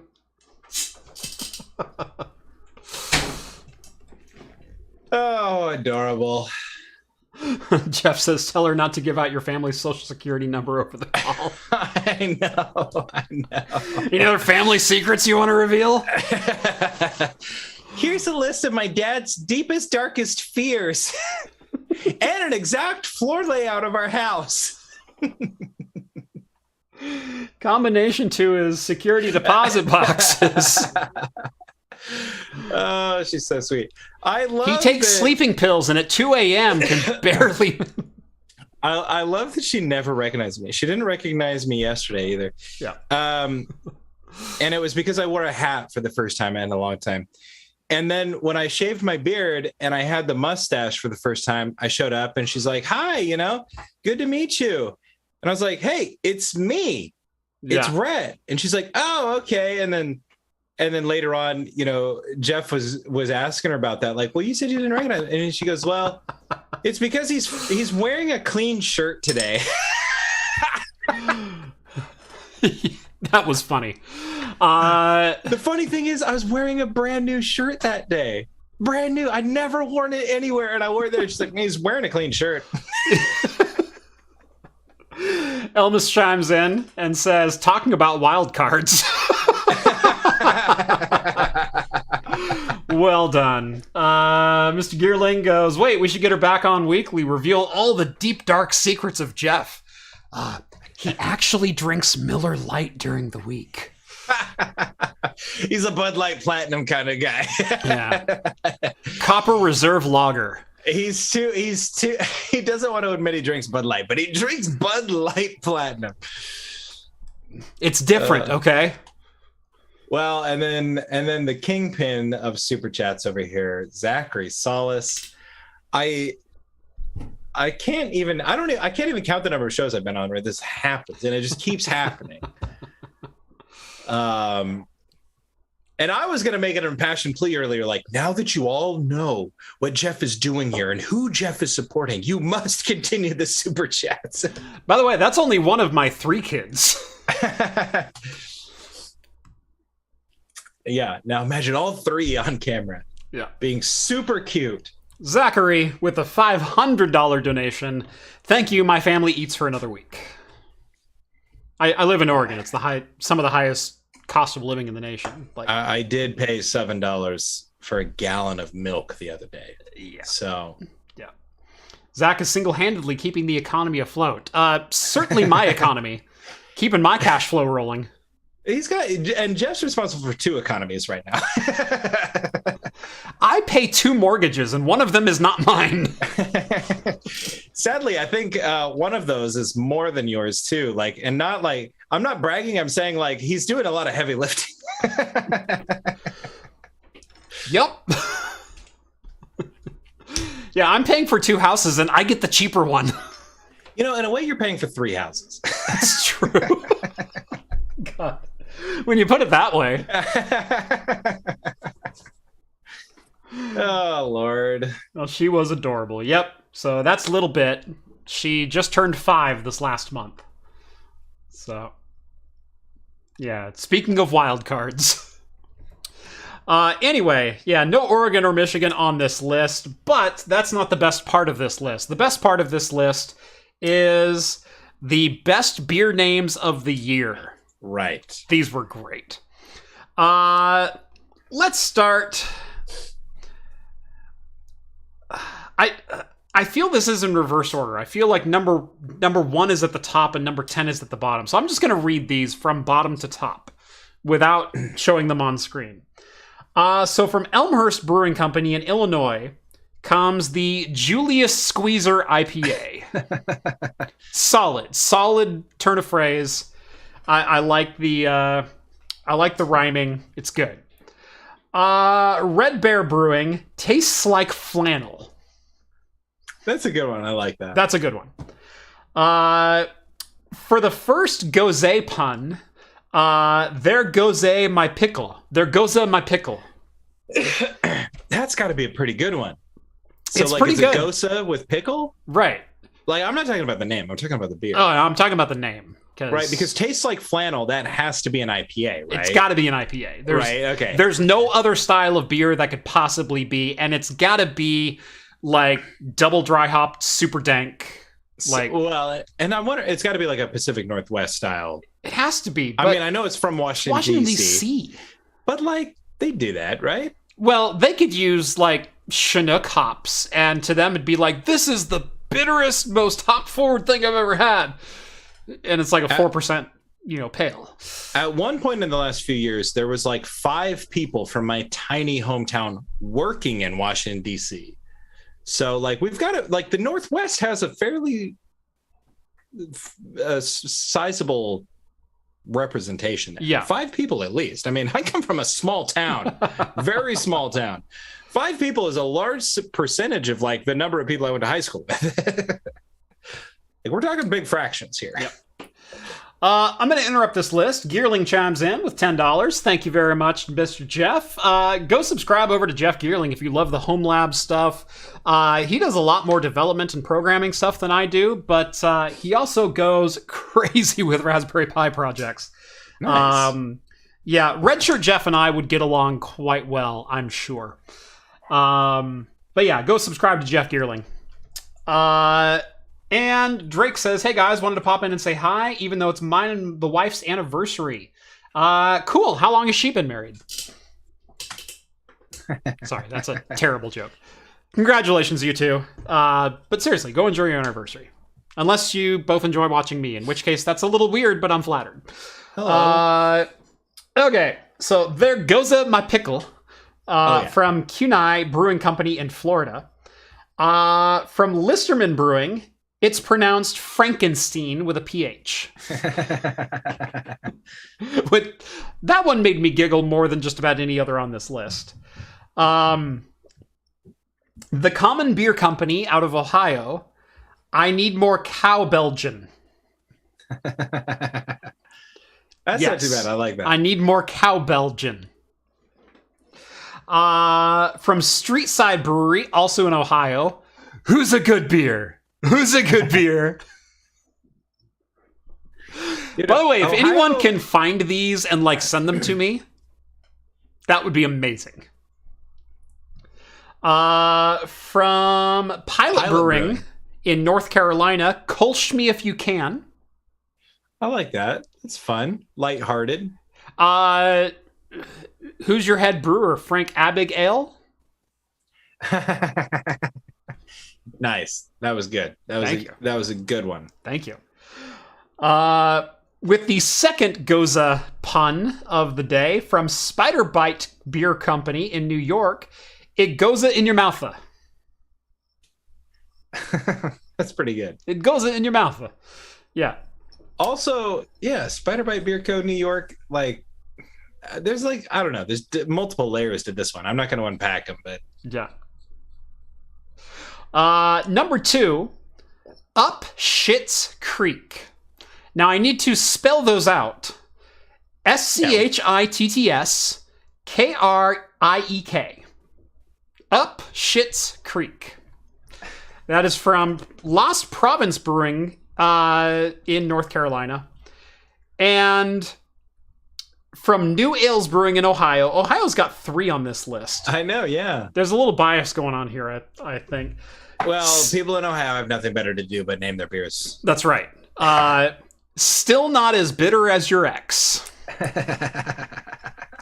So here's the complete list up on screen. So yeah, I was not swearing. That is Up Schitt's Creek at number 2. Yeah, it's pronounced Frankenstein. Made me giggle a lot.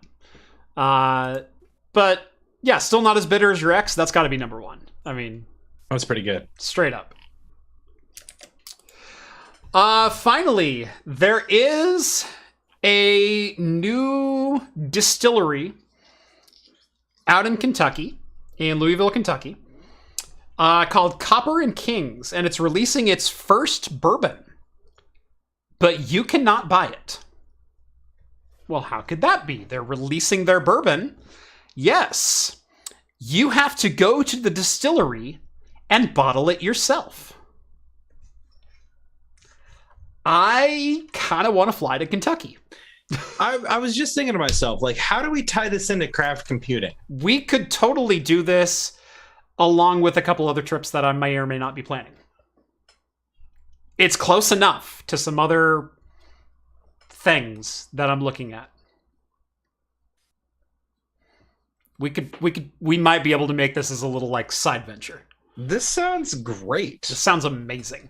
So, Copper and Kings in Louisville, Kentucky is a distillery that produced their first ever bourbon on July 12th, literally yesterday. They released their first bourbon. You cannot buy it off the shelf. You have to go to the brewery or to the distillery and take the whiskey bottle your own tour. And according to this article, it is part of their barrel to bottle experience. On the tour, guests will see what it's like to pick their own single barrel and learn about the barrel aging and flavor profile process according to the news release. So here is the Copper and Kings bottles that you can get. Now, it should be noted, there are 12 barrels, and there's only 12 barrels, so this is single barrel whiskey. It's not a blend. It's a straight bourbon whiskey that have been aged somewhere between 5 and 6 years. And they've also been cross-aged with, what was it, port barrels? It was strawberry or... Grape. Apple and grape. Apple and grape. With either apple or grape port barrels. So... This sounds amazing. I mean, this great. This is a stop to make on a road trip. This is a destination to go if you're heading to somewhere else that may or may not be around the Midwest. So someone says Wendell? Visit Wendell? Yeah. I'm not saying no.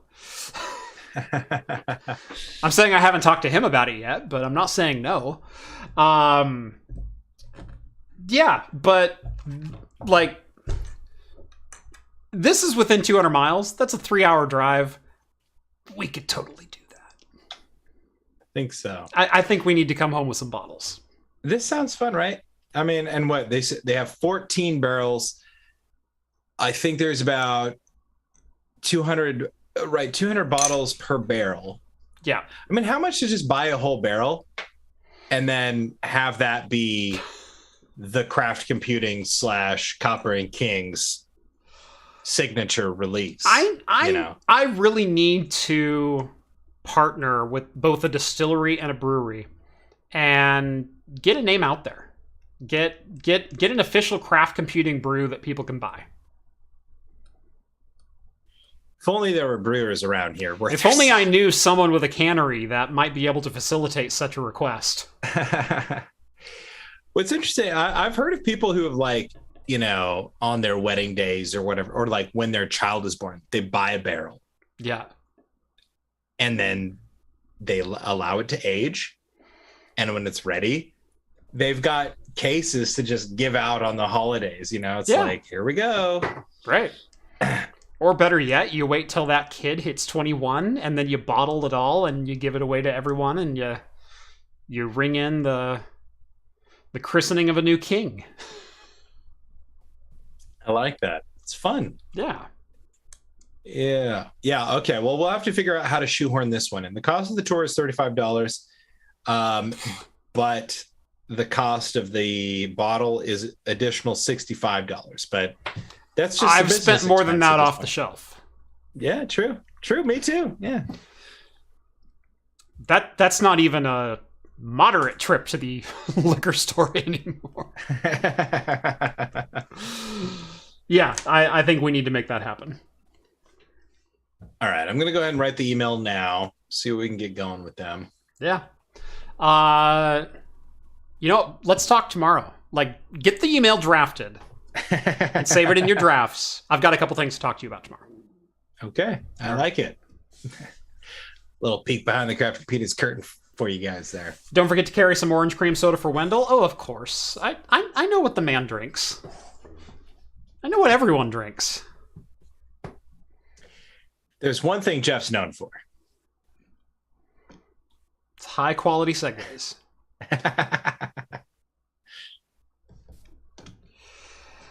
All right. Talk about a beer run. Yeah.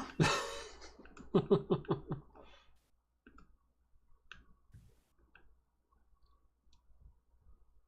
beauty is that's our final story for the night. So we've got a few minutes here. We got 10-15 minutes for a little Q&A. If sounds like a business expense, you're darn right it does.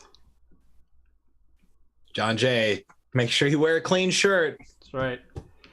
Orange Crush? No. Sunkissed for Epos Vox. Sunkissed.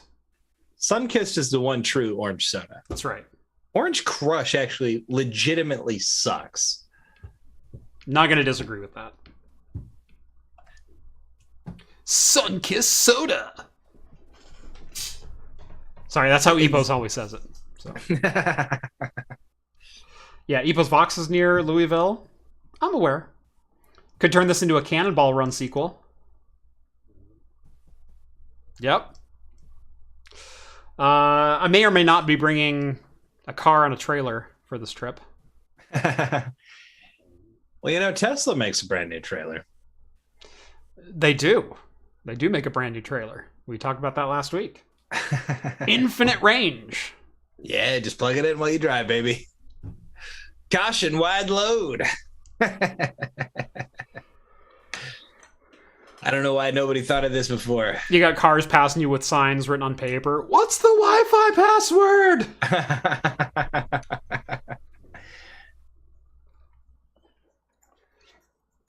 I drink Mellow Yellow. Ew. Not the worst of the citrus sodas. No.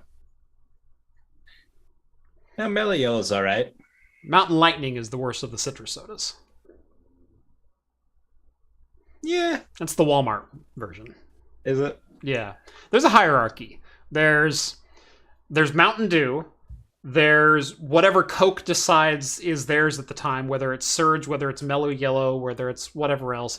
It's a Coke product and it's yellow, and so it gets tied to that. There's the Kroger brand, and then there's the Walmart brand. And that's my hierarchy. I don't go further than 4 because why? What's the point? Right. If you've hit Mountain Lightning, you're already at rock bottom. So if a Cannonball Run is New York to LA, what's Seattle or Portland to Miami? Portland to Miami could be a fun one. That's called the Howitzer. The Howitzer? I don't know. I was thinking Cannonball, Howitzer, yeah. Just trying to. Howitzer has a fun, we're going on a Howitzer. I know people in Miami. Who doesn't, man? It's right. Miami. Yeah. I got Ron DeSantis on speed dial. He's going to be the next president. No, don't say that. We're not getting political in the next 10 minutes, right? Am I? I thought I was just being factual. Spitting facts. Getting down with the truth.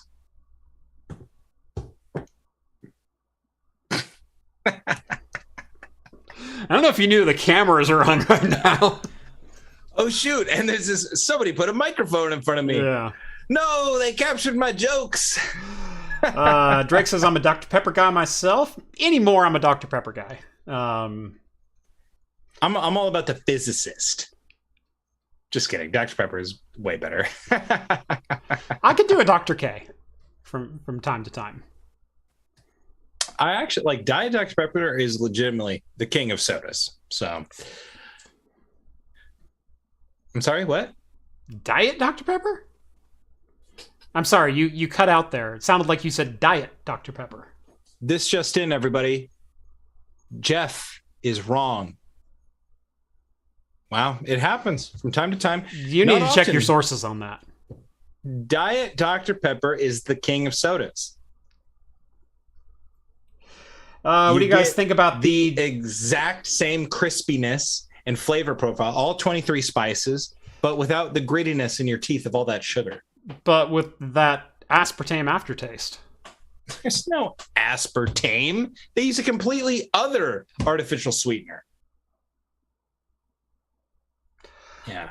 Craft, what do you guys think about the GN Artesian Builds saga? Yeah, we were just talking about that. Yeah. I'm not going to voice an opinion on that. I spoke about the Artesian Build saga on a live show in this kind of a format. That's all my publication requires. So, what about me? Can your employees say anything? Maybe when I'm not controlling the No, when my finger's in on the kill switch, right? From your personal Twitter, sure. Yeah, you can chime in. All right, I'm staying out of that one. Stay tuned, guys. No, 32 tweet thread incoming. Yeah. No, just kidding. I don't have that strong of opinions. I was just gonna say I thought it was interesting, but that's lots of YouTube videos are interesting. So yep, do with that what you will. Yep. I'm not going to comment. So looks like the chat. You give me another couple beers, I might talk about it in the after party. But there you go. Oh, made us there at the super secret after party. $1 a month gets you exclusive access to the Discord server and the after party. Not only that, it gives you access because, by the way, the chat unanimously agrees Diet Dr. Pepper is the best. So thanks for supporting me on this one, guys. As usual, I don't want to make a big deal about being correct, but in this case, it's pretty great. It feels good. If you guys want to have your moment in the sun, just like a stale, warm Diet Dr. Pepper, you go right on ahead. Nobody's drinking stale, warm Diet Dr. Pepper, okay? We're drinking that cold, crisp, 23 spice profile delight. Besides, even if it did have aspartame, the phenylalanine completely blocks the flavor profile of the aspartame. You Googling that ingredients list over there? I can hear those linears going. That is my beer cap and my guitar pick. Okay, mine's also a beer cap. I'm just like, yep. Here we go, guys. Welcome to the ASMR. John J says, Craft Computing, would you upgrade your 740 for the win for a 970 GTX in your classic game build now that it's Windows XP? I don't think I have a need to. Because the era of games that I was looking to play was like 2008 and lower. And even 2008 was like a stretch goal. Like, yeah, if I can get to like Vista, sure.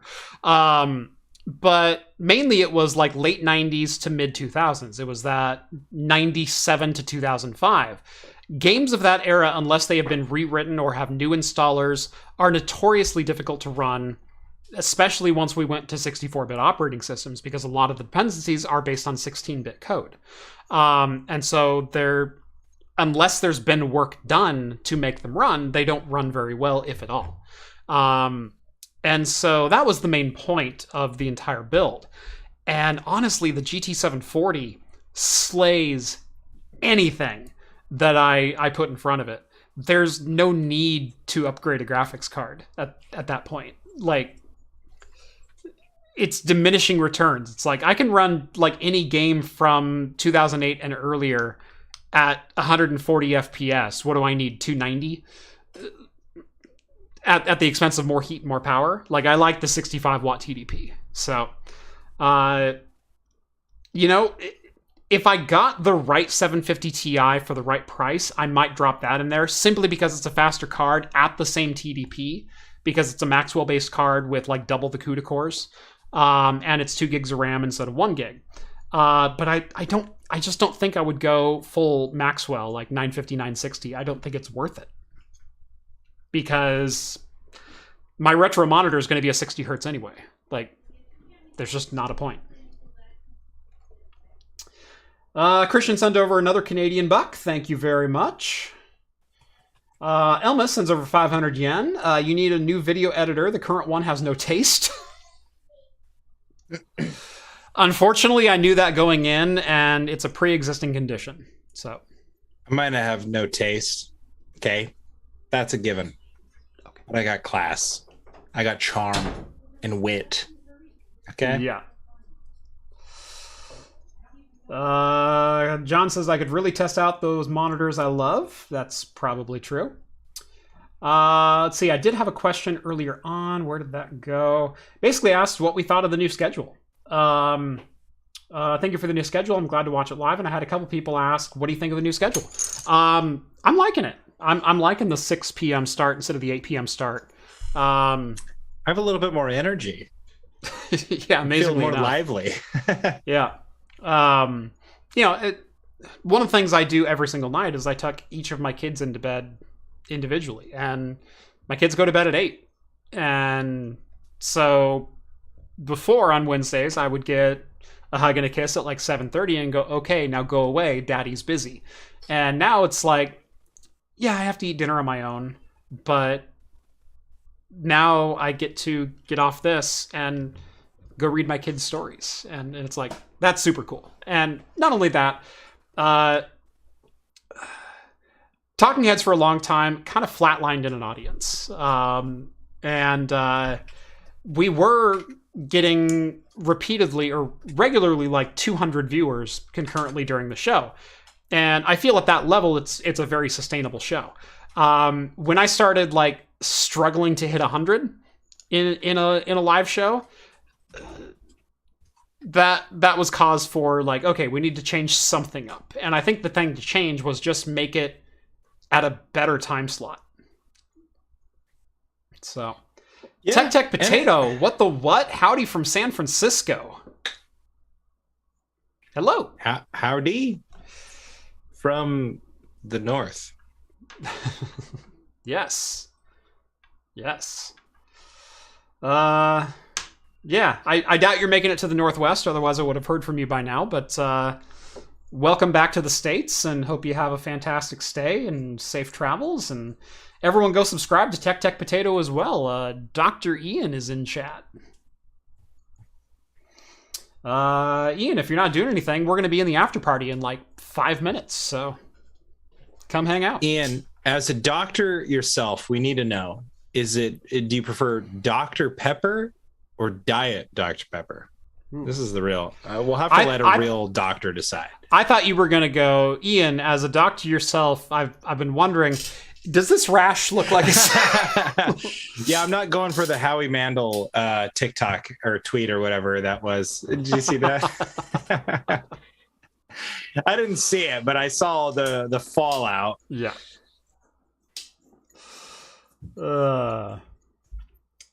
Says, I've been hanging with 6-foot-tall silicon ingots. That sounds fun. Nice. I love silicon ingots. Yeah, that's cool. Dope.